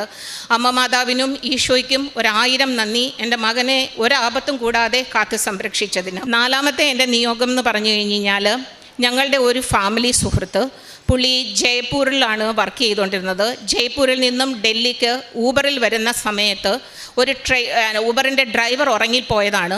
ഒരു ട്രെയിലർ ലോറിയിൽ ചെന്നാണ് ഊബറിൻ്റെ വണ്ടി ഇടിച്ചത്. പുള്ളി ഡ്രൈവറിൻ്റെ സീറ്റിലായിരുന്നു ഇരുന്നിരുന്നത്. പുള്ളിയുടെ കാല് 2ഉം മുട്ട് പൊട്ടി, ഒരു വലിയ ആക്സിഡൻറ്റ്. അതുപോലെ വലത്തെ കൈയുടെ മുട്ട് ഒടിഞ്ഞു പോയി. അപ്പോൾ പുള്ളിയുടെ വൈഫ് ഞങ്ങളുടെ ഗംഗാറാം എന്ന് പറയുന്ന ഡൽഹിയിലെ ഒരു ഹോസ്പിറ്റലിലെ സ്റ്റാഫ് നേഴ്സാണ്. പുള്ളിക്കാരൻ ജസ്റ്റ് വൈഫിനെ വിളിച്ചു പറഞ്ഞു എനിക്കിങ്ങനെ ഒരു വലിയ ആക്സിഡൻറ്റ് പറ്റിയെന്ന് പറഞ്ഞു. വൈഫ് പോലീസുകാരോട് പറഞ്ഞു എത്രയും പെട്ടെന്ന് ഇദ്ദേഹത്തിനെ കാഷ്വാലിറ്റിയിൽ എത്തിക്കുക. വിൻസെൻറ്റിനെ കാഷ്വാലിറ്റിയിൽ എത്തിച്ചു. ഡോക്ടർ നോക്കിയപ്പം പുള്ളിയുടെ കൈക്ക് ഓപ്പറേഷൻ വേണം, 2 മുട്ടിനും ഓപ്പറേഷൻ വേണം. മിനി ഞങ്ങളെ വിളിച്ചു പറഞ്ഞു, ചേച്ചി എൻ്റെ ഭർത്താവ് വളരെ ബുദ്ധിമുട്ടിലാണ്, അന്ന് അവർ ഉടമ്പടി എടുത്തിട്ടില്ല. പക്ഷേ ഞാൻ ഉടമ്പടി ഇരിക്കുന്ന വിവരം മിനിക്കറിയാം. ഞാൻ മിനിയോട് പറഞ്ഞു, മിനി പേടിക്കേണ്ട, ഞങ്ങളുടെ മാതാവിനോട് പ്രാർത്ഥിക്കാം, നിൻ്റെ ഭർത്താവിന് ഒരു കുഴപ്പവും വരില്ല. അവിടെ ചെന്ന് നോക്കുമ്പോഴാണ് പുള്ളിക്ക് ഷുഗർ 345, ഉടനെ ഓപ്പറേഷൻ ചെയ്യാൻ പറ്റില്ല. പുള്ളിക്ക് ഇൻസുലിൻ സ്റ്റാർട്ട് ചെയ്തു. 2 ദിവസം കഴിഞ്ഞപ്പോൾ പെട്ടെന്ന് തന്നെ പുള്ളിയുടെ ഷുഗർ നോർമലായി. ഒരു കാല് ഓപ്പറേഷൻ ചെയ്തു. ഓപ്പറേഷൻ ചെയ്ത് ഡോക്ടർ പറഞ്ഞു 20 ഡേയ്സിന് ശേഷം വീണ്ടും വന്ന് എക്സ്റേ എടുത്തു കഴിഞ്ഞ് കഴിഞ്ഞാൽ കാലിനോ കുഴപ്പമില്ലെന്നുണ്ടെങ്കിൽ പയ്യനെ ഫിസിയോതെറാപ്പി ചെയ്യാം. ആദ്യത്തെ കാല് ഓക്കെ ആയി, ഫിസിയോതെറാപ്പി ചെയ്തു. രണ്ടാമത്തെ കാലിന് 2 മാസം കഴിഞ്ഞ് കഴിഞ്ഞപ്പോൾ ഓപ്പറേഷൻ ചെയ്തു. പക്ഷേ എന്ത് ചെയ്തിട്ടും ആ കാലിൽ എത്രയോ പ്രാവശ്യം എക്സ്റേ എടുത്തിട്ടും അത് ഓക്കെ ആവുന്നില്ല. ഞങ്ങൾ ഹിമാചൽ പ്രദേശിൽ നിന്ന് വന്ന് വിൻസെൻ്റ് അടുത്ത് ചെന്ന് ഞാൻ ഉടമ്പടി തൈലം പുരട്ടി, 2 കാലിലും പുരട്ടി, നെറ്റിയിലും പുരട്ടി. ഞങ്ങൾ 4 പേരും കൂടെ ഒന്നിച്ച് കൈകൾ ചേർത്ത് പിടിച്ച് അമ്മ മാതാവിൻ്റെ പ്രത്യക്ഷ പ്രാർത്ഥനയും വിശ്വാസ പ്രമാണവും ചൊല്ലി വിൻസെൻറ്റിനെ സമർപ്പിച്ചു പ്രാർത്ഥിച്ചു. പിറ്റേ ദിവസം വിൻസെൻറ്റിന് ഹോസ്പിറ്റൽ വിസിറ്റ് ഉണ്ട്. എക്സ്റേ എടുത്തപ്പോഴത്തേക്കും ഡോക്ടർ പറഞ്ഞു കുഴപ്പമില്ല, നമുക്ക് ഫിസിയോതെറാപ്പി സ്റ്റാർട്ട് ചെയ്യാം. വിത്തിൻ 2 മാസം ഫിസിയോതെറാപ്പിയിലൂടെ പുള്ളി നടക്കാൻ തുടങ്ങി. കഴിഞ്ഞ വർഷം ഡിസംബറിൽ അവർ ഹസ്ബൻഡും വൈഫും ഇവിടെ വന്ന് ഉടമ്പടി എടുത്തു, അമ്മ മാതാവിനെ മഹത്വപ്പെടുത്തി. എൻ്റെ 4ാമത്തെ സാക്ഷ്യം, കുറേ വർഷങ്ങളായിട്ട് എനിക്ക് ഫ്ലൈറ്റ് യാത്ര ചെയ്യുമ്പോൾ എൻ്റെ ചെവിക്കകത്ത് വളരെ ബുദ്ധിമുട്ടാണ്. എല്ലാവർക്കും അറിയാം, ടേക്ക് ഓഫും ലാൻഡിങ് ചെയ്യുമ്പോൾ എൻ്റെ ചെവിയുടെ ഒരു ഭാഗത്ത് നീര് വരും, മുഖത്ത് നീര് വരും, ചെവി കേൾക്കാൻ പറ്റില്ല. പിന്നീട് 3-4 മാസത്തേക്ക് എനിക്കൊന്നും പറ്റില്ല. പക്ഷേ ഞാൻ ഉടമ്പടി എടുത്തതിന് ശേഷം ഞാൻ എപ്പോൾ ഫ്ലൈറ്റ് യാത്ര ചെയ്തു കഴിഞ്ഞാലും ഉടമ്പടി തൈലം കൊണ്ട് ചെവിയുടെ പുറകിൽ കുരിശ് വരച്ച് പ്രാർത്ഥിച്ച് അമ്മ മാതാവിനെ സമർപ്പിക്കും. ഇപ്രാവശ്യം ആദ്യമായിട്ടാണ് ഞാൻ യാതൊരു കുഴപ്പവുമില്ലാതെ എത്തിച്ചേർന്നത്. ആ ഒരു രോഗശാന്തിക്കും ഞാൻ അമ്മ മാതാവിനോട് നന്ദി പറയുന്നു. പിന്നീട് എൻ്റെ 2 മുതിർന്ന മക്കൾ 2 പേരും വിദേശത്താണ്. അവർക്ക് 2 പേർക്കും ഒരേ സമയത്ത് തന്നെ കോവിഡിൻ്റെ ഒരു സെക്കൻഡ് അറ്റാക്ക് ഉണ്ടായി. 2 പേർക്കും പനിയും നെഞ്ചിനകത്ത് കഫക്കെട്ടും ചുമയുമൊക്കെ ആയിരുന്നു. അമേരിക്കയിൽ എല്ലാവർക്കും അറിയാം, ഒരു ജനറൽ പ്രാക്ടീഷണറെ കാണാൻ it's not an easy thing. അത് അപ്പോയിൻമെൻ്റ് എടുത്ത് ഒരുപാട് വെയിറ്റ് ചെയ്യേണ്ടി വരും. അവർ 2 പേരും വളരെ ബുദ്ധിമുട്ടിലായിരുന്നു. പക്ഷേ ഞാൻ പറഞ്ഞു, നിങ്ങൾ പേടിക്കേണ്ട, മമ്മ ഇവിടെ ഇന്ന് പ്രാർത്ഥിക്കാം. അതുപോലെ തന്നെ അവരോട് ഞാൻ പറഞ്ഞു കൊടുത്തു, ചെസ്റ്റിൽ കുരിശ് വരച്ച് വിശ്വാസപ്രമാണം ചൊല്ലി, നന്മ നിറഞ്ഞ മറിയമേ ചൊല്ലി നിങ്ങളും പ്രാർത്ഥിക്കുക, മമ്മയും പ്രാർത്ഥിക്കാം. അതുപോലെ ഞങ്ങൾ ഒന്നിച്ച് പ്രാർത്ഥിച്ചു. ഒരാഴ്ചക്കകം അവരുടെ സ്റ്റീമും അങ്ങനെയുള്ള ചെറിയ ചെറിയ കാര്യങ്ങൾ കൊണ്ട് 2 പേർക്കും രോഗവിമുക്തി കിട്ടി. അതിനും അമ്മ മാതാവിന് 1000 നന്ദി. പിന്നെ എൻ്റെ പ്രേക്ഷിത പ്രവർത്തനം, ഞാൻ താമസിക്കുന്നത് ഡൽഹിയിലെ ഏറ്റവും ഫേമസ് ആയിട്ടുള്ള ഒരു IAS സെൻറ്ററിൻ്റെ അടുത്താണ്. ഒരുപാട് കുട്ടികൾ IASന് ട്രെയിനിങ്ങിന് വേണ്ടി വരാറുണ്ട്. ഞാൻ എൻ്റെ പത്രം അവിടുത്തെ കുട്ടികൾക്കാണ് കൂടുതലും കൊടുക്കാറുള്ളത്. കാര്യം ഇവിടെ ഉടമ്പടിയിൽ ഒരുപാട് പേര് OET, IELTS അങ്ങനെയുള്ളതിന് സാക്ഷ്യങ്ങൾ പറയാറുണ്ട്. അപ്പം ഞാൻ അവരോട് പറഞ്ഞു കൊടുക്കും, നിങ്ങളുടെ നിയോഗങ്ങൾ എഴുതി വെച്ച് ഈ പത്രം വായിച്ച് അതിലൂടെ അമ്മ മാതാവിന് വേണ്ടി പ്രാർത്ഥിക്കുക. പിന്നെ ലൈറ്റ് എ ക്യാൻഡിൽ പ്രെയർ ഇടാനുള്ള അവർക്ക് ഞാൻ ഗൂഗിളിൻ്റെ അത് കാണിച്ചു കൊടുക്കും. എന്നിട്ട് ഞാൻ പറഞ്ഞു, നിങ്ങളുടെ നിയോഗങ്ങൾ സമർപ്പിച്ച് പ്രാർത്ഥിക്കുക, നിങ്ങൾക്ക് അനുഗ്രഹം കിട്ടും. അങ്ങനെ IASനും നിങ്ങൾക്ക് കിട്ടിയെന്നുള്ളത് ഇവിടെ അമ്മ മാതാവിൻ്റെ മുന്നിൽ നിങ്ങൾക്ക് സാക്ഷ്യപ്പെടുത്താൻ സാധിക്കും. അങ്ങനെ അതുപോലെ തന്നെ പേപ്പർ കൊടുക്കുന്നത് ഞാൻ ഒരിക്കലും വെറുതെയല്ല. അതിൻ്റെ മുകളിൽ വാഗ്ദാന പേടകമേ, കൃപാസനം പ്രസാദവര മാതാവേ, ഞങ്ങൾക്ക് വേണ്ടി അപേക്ഷിക്കണമേ എന്നെഴുതി ഓരോ പത്രത്തിലും ഉടമ്പടി തൈലം കൊണ്ട് കുരിശ് വരച്ചിട്ട് യോഗ്യതയുള്ളവരുടെ കൈകളിൽ എത്തിക്കണമേ മാതാവേ എന്ന് പ്രാർത്ഥിച്ചിട്ടാണ് ഞാൻ എൻ്റെ എല്ലാ പേപ്പറുകളും കൊടുക്കാറുള്ളത്. പിന്നീട് എൻ്റെ പ്രേക്ഷിത പ്രവർത്തനം ഡൽഹിയിലെ തന്നെ ഹോളി ഫാമിലി ഹോസ്പിറ്റലിൽ പലർക്കും അറിയാമായിരിക്കും. ആ ഹോസ്പിറ്റലിൽ ഒരുപാട് കുട്ടികൾ വരാറുണ്ട്, പീഡിയാട്രിക് വാർഡിൽ. അതിൽ അനാഥരുണ്ട്, ചിലർ മറ്റുള്ളവരാൽ വളരെയധികം പീഡിതരായിട്ട കുട്ടികളുണ്ട്. അവർക്ക് വേണ്ടിയിട്ടുള്ള ഫൈനാൻഷ്യൽ ഹെൽപ്പ് ഞങ്ങളുടെ പള്ളിയിൽ തന്നെ ഉടമ്പടി എടുത്തിരിക്കുന്ന ഒരുപാട് പേരുണ്ട്, ഞങ്ങളുടെ സുഹൃത്തുക്കളുണ്ട്. അവരോട് ഞാൻ ഈ കാര്യങ്ങൾ പറഞ്ഞ് അവരിൽ നിന്നും പൈസ കളക്ട് ചെയ്ത് ഞാൻ അവിടെ കൊണ്ട് സാമ്പത്തിക സഹായം ചെയ്യാറുണ്ട്. പിന്നീട് മദർ തെരേസയുടെ ഒരു വലിയ ആശ്രമമുണ്ട് ഞങ്ങളുടെ ഡൽഹിയിൽ. അവിടെ ഒരുപാട് കുട്ടികളുണ്ട്. അത് 9 വയസ്സ് മുതൽ 18 വയസ്സ് വരെയുള്ള കുട്ടികളാണ്, പല ഏജിലുള്ള കുട്ടികൾ, പല രോഗത്താൽ പീഡിതരായവർ. അവിടെ പോയി എൻ്റെ മക്കളുടെ ബർത്ത്ഡേക്ക്, ഞങ്ങളുടെ ആനിവേഴ്സറിക്ക് ആ കുട്ടികളോടൊപ്പം കേക്ക് കട്ട് ചെയ്യാനും അവരോടൊപ്പം ടൈം സ്പെൻഡ് ചെയ്യാനും അതുപോലെ തന്നെ അവർക്ക് ആവശ്യമായ ഡയപ്പേഴ്സ്, ബെഡ്ഷീറ്റ് അങ്ങനെയുള്ള സാധനങ്ങൾ എത്തിക്കാനും എനിക്ക് കഴിയാറുണ്ട്. ഞാൻ അതിനും അമ്മ മാതാവിന് നന്ദി പറയുന്നു. പിന്നീട് അച്ഛൻ പലപ്പോഴും പറഞ്ഞിട്ടുണ്ട്, എൻ്റെ ആത്മീയ ജീവിതത്തിൽ വന്ന ഏറ്റവും വലിയൊരു മാറ്റം, ഞാൻ 24-ാമത്തെ വയസ്സിലാണ് ഒരു ഹിന്ദുവിൽ നിന്നും ക്രിസ്ത്യനായത്. 32 വർഷക്കാലം ഞാൻ ക്രിസ്ത്യാനിയായി ജീവിച്ചുവെങ്കിലും കഴിഞ്ഞ 30 വർഷം ഒരു അജ്ഞാതവാസത്തിലായിരുന്നു. ഞാൻ എൻ്റെ ഭർത്താവിൻ്റെ കൂടെ പള്ളിയിൽ പോകും, പക്ഷേ ഞാൻ ഒരു വിശ്വാസിയാണോ എന്ന് ചോദിച്ചു കഴിഞ്ഞാൽ ഒൺലി സൺഡേ ക്രിസ്ത്യൻസ് ആയിരുന്നു, അങ്ങനെ വിശ്വാസമില്ല. പിന്നെ ഹസ്ബൻഡ് പോകുന്ന ധ്യാനത്തിന് പോകും, പാറപ്പുറത്ത് വീണ വിത്ത് പോലെയാണ്. ചില വചനങ്ങൾ കേൾക്കുമ്പോൾ മനസ്സിൽ തങ്ങി നിൽക്കും, പക്ഷേ 1-2 ദിവസം കഴിയുമ്പം അത് വിട്ടുപോകും, പിന്നീട് ഒന്നും അറിയില്ല. പക്ഷേ എന്ന് ഞാൻ കൃപാസനത്തിൽ ഉടമ്പടി എടുത്തോ അന്ന് മുതൽ ഒരു പുതുജീവിതം കിട്ടിയെന്ന് പറഞ്ഞാൽ മതി. ഒന്നിച്ച് പ്രാർത്ഥിക്കുവാനും, അച്ഛൻ എപ്പോഴും പറയും, കണ്ണീരോടുകൂടി പ്രാർത്ഥിക്കുന്ന ഒരു കുടുംബനാഥ വീട്ടിലുണ്ടെങ്കിൽ അവിടെ മാതാവിൻ്റെ അനുഗ്രഹം വളരെയധികം ഉണ്ടാകുമെന്ന്. അതിപ്പോഴാണ് എൻ്റെ ജീവിതത്തിൽ ഫലവത്തായത്. കാര്യം എൻ്റെ മക്കൾക്ക് വേണ്ടി, എൻ്റെ കുടുംബത്തിന് വേണ്ടി, എൻ്റെ സുഹൃത്തുക്കൾക്ക് വേണ്ടി, രോഗിതരായിട്ടുള്ളവർക്ക് വേണ്ടി ശരിക്കും കണ്ണീരോടുകൂടി ഇന്നാണ് ഞാൻ മാതാവിനോട് പ്രാർത്ഥിക്കാറുള്ളത്. ഇന്നാണ് ശരിക്കും ഞാൻ പറയുന്നത് ഒരു ക്രിസ്ത്യാനിയായി എന്നുള്ളത്. അതിനു മുമ്പേ ഞാൻ അങ്ങനെയല്ലായിരുന്നു. ആത്മീയ ജീവിതത്തിൽ ഒന്നിച്ച് കുടുംബ പ്രാർത്ഥന ചെയ്യാൻ, അതുപോലെ തന്നെ എൻ്റെ മക്കളെ വിശ്വാസത്തിലേക്ക് നയിക്കുവാൻ, അവർക്കും അമ്മ മാതാവിലും ദൈവത്തിലും വിശ്വാസം വളർത്തുവാൻ എനിക്ക് കഴിഞ്ഞു. അത് അമ്മ മാതാവ് വഴി തന്നാണ്. പിന്നെ ജോസഫ് അച്ഛൻ്റെ ഒരു ധ്യാനം പോലും മുടക്കാറില്ല. ആക്ച്വലി 6 ധ്യാനം കൂടിയാൽ മതിയെന്നുണ്ടെങ്കിലും എത്രയോ ധ്യാനമുണ്ടെങ്കിലും അതെന്നും രാവിലെ മുതൽ കേൾക്കും. അതുപോലെ തന്നെ എന്നും അച്ഛൻ്റെ ഓരോ ധ്യാനങ്ങൾ കേട്ട് കഴിഞ്ഞാൽ ഒരു ബുക്ക് നിറച്ച് എനിക്കറിയാൻ വയ്യാത്ത വചനങ്ങളെല്ലാം എഴുതിയിടും. അത് പിന്നീട് ഞാൻ എൻ്റെ പേഴ്സണൽ പ്രെയറിൻ്റെ സമയത്ത് എനിക്ക് ഏറ്റവും ഇഷ്ടമുണ്ടെന്ന് തോന്നുന്ന വചനം പറഞ്ഞ് ഞാൻ അമ്മ മാതാവിനോട് പ്രാർത്ഥിക്കും. ആദ്യമൊക്കെ ഈശോയോടും അമ്മയോടും പരാതി പറയുമായിരുന്നു, പല കാര്യങ്ങളും നടത്തി തന്നില്ല, അങ്ങനെയാണ് എന്നൊക്കെ. പക്ഷേ ഇപ്പോൾ അങ്ങനെയല്ല. ഞാൻ എൻ്റെ അമ്മ മാതാവിൻ്റെയും ഈശോയുടെയും ഇഷ്ടത്തിന് വിട്ടുകൊടുക്കുകയാണ്. കാര്യം അമ്മ മാതാവിൻ്റെയും ഈശോയുടെയും ഇഷ്ടത്തിനനുസരിച്ച് ജീവിക്കാൻ ഇനിയുള്ള കാലം കഴിയണേ എന്നുള്ളൊരു പ്രാർത്ഥനയോടുകൂടി എനിക്ക് ചെയ്തു എന്ന എല്ലാ അനുഗ്രഹങ്ങൾക്കും ഞാൻ 1000 നന്ദി പറയുന്നു. പരിശുദ്ധ അമ്മയുടെ മധ്യസ്ഥതയിൽ ഇപ്പോൾ ഈ ഒരു സാക്ഷ്യം നമ്മൾ കേൾക്കുമ്പം, ഈ ഒരു സാക്ഷ്യത്തിൻ്റെ ഏറ്റവും അവസാനം പറഞ്ഞിട്ടുള്ള കുറേ കാര്യങ്ങൾ വളരെ പ്രധാനപ്പെട്ടാണ്. ഒന്നാമത്തേത്, ഉടമ്പടിയിലെ കാര്യങ്ങൾ വ്യക്തമായിട്ടും ഒപ്പം വളരെ ഗൗരവമായിട്ടാണ് ഇദ്ദേഹം ചെയ്യുന്നത്. അത് ഒരു പത്രം കൊടുക്കുന്നതാണെങ്കിൽ ഒരുപാട് പ്രാർത്ഥിച്ച് അർഹമായ കരങ്ങളിൽ കൊടുക്കണമെന്ന് പ്രാർത്ഥിച്ചിട്ട് മാത്രമല്ല, ഒരു ഭാവി ലക്ഷ്യം കണ്ടുകൊണ്ട് വ്യക്തമായിട്ട് പറഞ്ഞ് ഡൽഹി പോലൊരു സ്ഥലത്ത് പ്രാർത്ഥിച്ചൊരുങ്ങി ഒരു പ്രാർത്ഥനയോടുകൂടി മറ്റുള്ളവർക്ക് കൊടുക്കാനുള്ളൊരു ഗൗരവം ഈ പ്രാർത്ഥനയ്ക്ക് ഇദ്ദേഹം നൽകുന്നുണ്ട്. രണ്ടാമത്തത്, ഉടമ്പടിയുടെ ഭാഗമായിട്ടുള്ള കാരുണ്യ പ്രവർത്തനങ്ങളിലും പറ്റുന്ന രീതിയിൽ എല്ലാ കാര്യങ്ങളും ചെയ്യുന്നുണ്ട്. അപ്പോൾ ഇങ്ങനെ ചെയ്ത കുറേ പ്രവർത്തനങ്ങളുടെ ഒരു ആസ്തി ഓരോ ഉടമ്പടി സാക്ഷ്യത്തിൻ്റെ പിന്നിലുണ്ട്. ഇവർ ഓരോ വ്യക്തികളും ഒരു 10 മിനിറ്റോ 12 മിനിറ്റോ 15 മിനിറ്റോ സാക്ഷ്യം പറയുന്നത് മാത്രമല്ല, അവർ ഇതിനു വേണ്ടി ഇറങ്ങിത്തിരിച്ച യാത്രകളും കണ്ടുമുട്ടിയ മുഖങ്ങളും അനുഭവിച്ച അനുഭവങ്ങളും വാക്കുകൾക്കപ്പുറമാണ്. അപ്പോൾ ഈ മക്കളുടെ കാര്യമാണ് ഏറ്റവും പ്രധാനപ്പെട്ടത് പറഞ്ഞത്. ഇപ്പോൾ ഈ അമ്മ പ്രാർത്ഥിക്കുമ്പോൾ എന്തുകൊണ്ടാണ് മക്കൾക്ക് ഇത്തരം അനുഭവങ്ങൾ കിട്ടുന്നു എന്നുള്ള ചോദ്യത്തിനാണ് ഏറ്റവും അവസാനം പറഞ്ഞത്. വ്യക്തമായിട്ട് ഒരു വിശ്വാസ ജീവിതത്തിലേക്ക് ഉടമ്പടി ഒരു വ്യക്തിയെ കൊണ്ടുചെന്ന് നിർത്തുന്നുണ്ട്, വ്യക്തമായ അനുഭവങ്ങളോട് കൂടി. അതുകൊണ്ട് തന്നെയാണ് ദൈവത്തിന് മുൻപിൽ ഉടമ്പടി പ്രാർത്ഥനകൾ ഒരു ബലമുള്ളതായി തീരുന്നതെന്ന് പറഞ്ഞാൽ അത്രത്തോളം ദൈവം ആഗ്രഹിക്കുന്ന രീതിയിൽ നമ്മൾ ജീവിതത്തെ മാറ്റാനായിട്ടൊരു പരിശ്രമം ഉടമ്പടിയിൽ ഉണ്ട് എന്നുള്ളതാണ്. ഇപ്പോൾ ഇദ്ദേഹം ഒരു വിൽസൺ എന്ന് പറയുന്ന ഒരു വ്യക്തിയുടെ അനുഭവത്തിനെക്കുറിച്ചും പറയുന്നുണ്ട്. ആ സമയത്തും കുടുംബമായിട്ട് ഇവരെല്ലാം മുട്ടുകുത്തിയും പ്രത്യക്ഷീകരണ പ്രാർത്ഥനയും വിശ്വാസ പ്രമാണമൊക്കെ ചൊല്ലിയെന്ന് പറയണം. അപ്പം ഒരു സാഹചര്യം, അതുകൊണ്ട് മകനെ ഒന്ന് മിസ്സാവുന്ന സമയത്തും ആ സമയത്ത് ആ ഫോട്ടോ എടുത്ത് ഉടമ്പടി തൈലം കുരിശ് വരച്ച്. അപ്പോൾ ഉടമ്പടി എടുത്തൊരു വ്യക്തിക്ക് ഒരു പെട്ടെന്നൊരു എമർജൻസി സിറ്റുവേഷൻ ഉണ്ടാകുമ്പോൾ ആദ്യം അവർ പെട്ടെന്ന് വിശ്വാസമാണ് മുറുകെ പിടിക്കണം. ആദ്യം അത് ദൈവത്തെ കരങ്ങളിലേക്ക് അപ്പം തന്നെ കൊടുത്ത് പ്രാർത്ഥിച്ച് പ്രത്യാശയോടെ മുൻപോട്ട് പോകാനുള്ളൊരു ധൈര്യം ഈ ചെയ്യുന്ന പ്രവർത്തിക്കെല്ലാം മാതാവ് അതിൻ്റേതായിട്ടൊരു ബലവും നൽകുന്നുണ്ടെന്നുള്ളതാണ്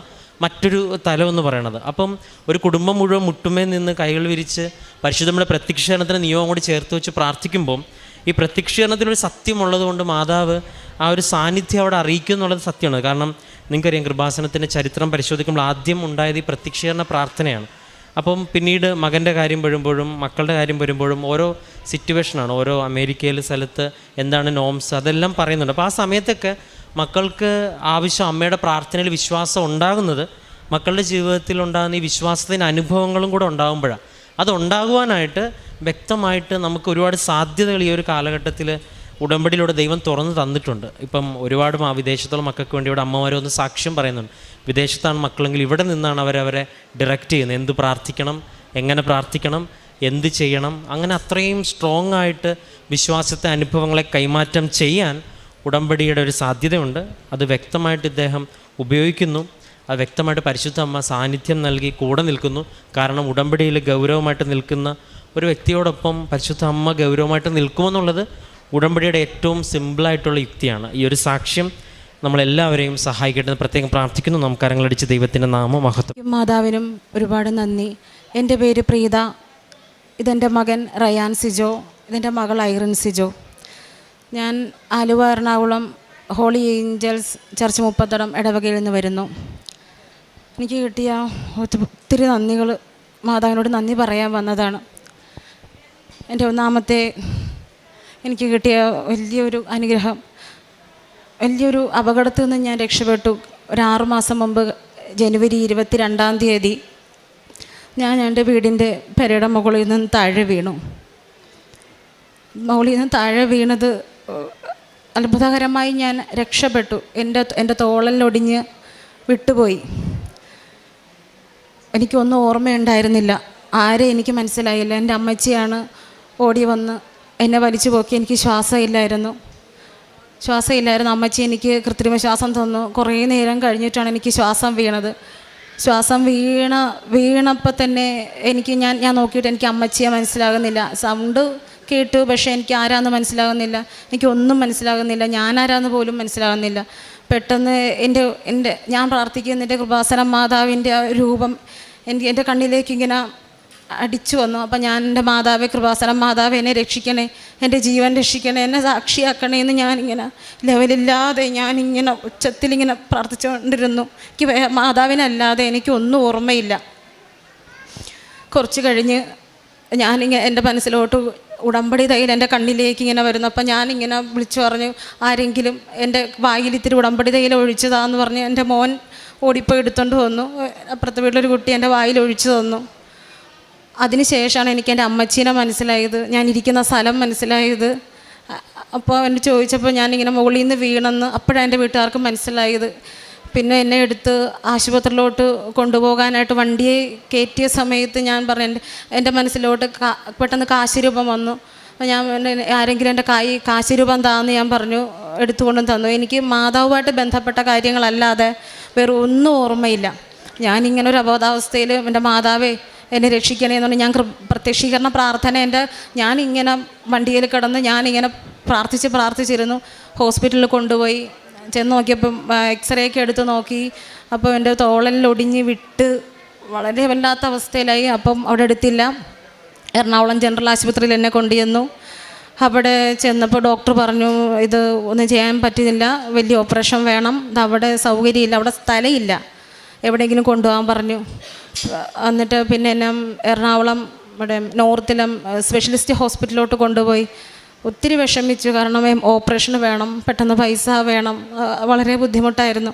അപ്പോൾ കാശുരൂപം കൈ വെച്ചുകൊണ്ട് ഒരുപാട് പ്രാർത്ഥിച്ചു. ഓപ്പറേഷൻ ഇല്ലാതെ എന്നെ സുഖപ്പെടുത്തുകയാണെങ്കിൽ ഞാൻ മാതാവിൻ്റെ മുമ്പിൽ വന്ന് ഞാൻ സാക്ഷ്യം പറഞ്ഞോളാം എന്നുകൊണ്ട് കരഞ്ഞ് പ്രാർത്ഥിച്ചു. അപ്പോൾ ഞാനവിടെ ആശുപത്രിയുടെ ഉള്ളിൽ അവിടെ എഴുതാൻ അവിടെ ഇരിക്കുമ്പോഴത്തേക്കും ഞാൻ ഇങ്ങനെ കരഞ്ഞുകൊണ്ട് ഞാൻ ആരെയും നോക്കുന്നില്ല, ഞാൻ കണ്ണടച്ച് പ്രാർത്ഥിച്ചുകൊണ്ടിരിക്കുകയാണ് ഒടിഞ്ഞ കൈയും വെച്ചുകൊണ്ട്. അപ്പോൾ എൻ്റെ മനസ്സിൽ പെട്ടെന്ന് മുട്ടുകുത്ത്, നീ മുട്ടുകുത്തെന്ന് പറഞ്ഞ് ഇങ്ങനെ എൻ്റെ ചെവിയിൽ ഇങ്ങനെ ആരോ വന്ന് ഇങ്ങനെ പറഞ്ഞുകൊണ്ടിരിക്കുന്നു.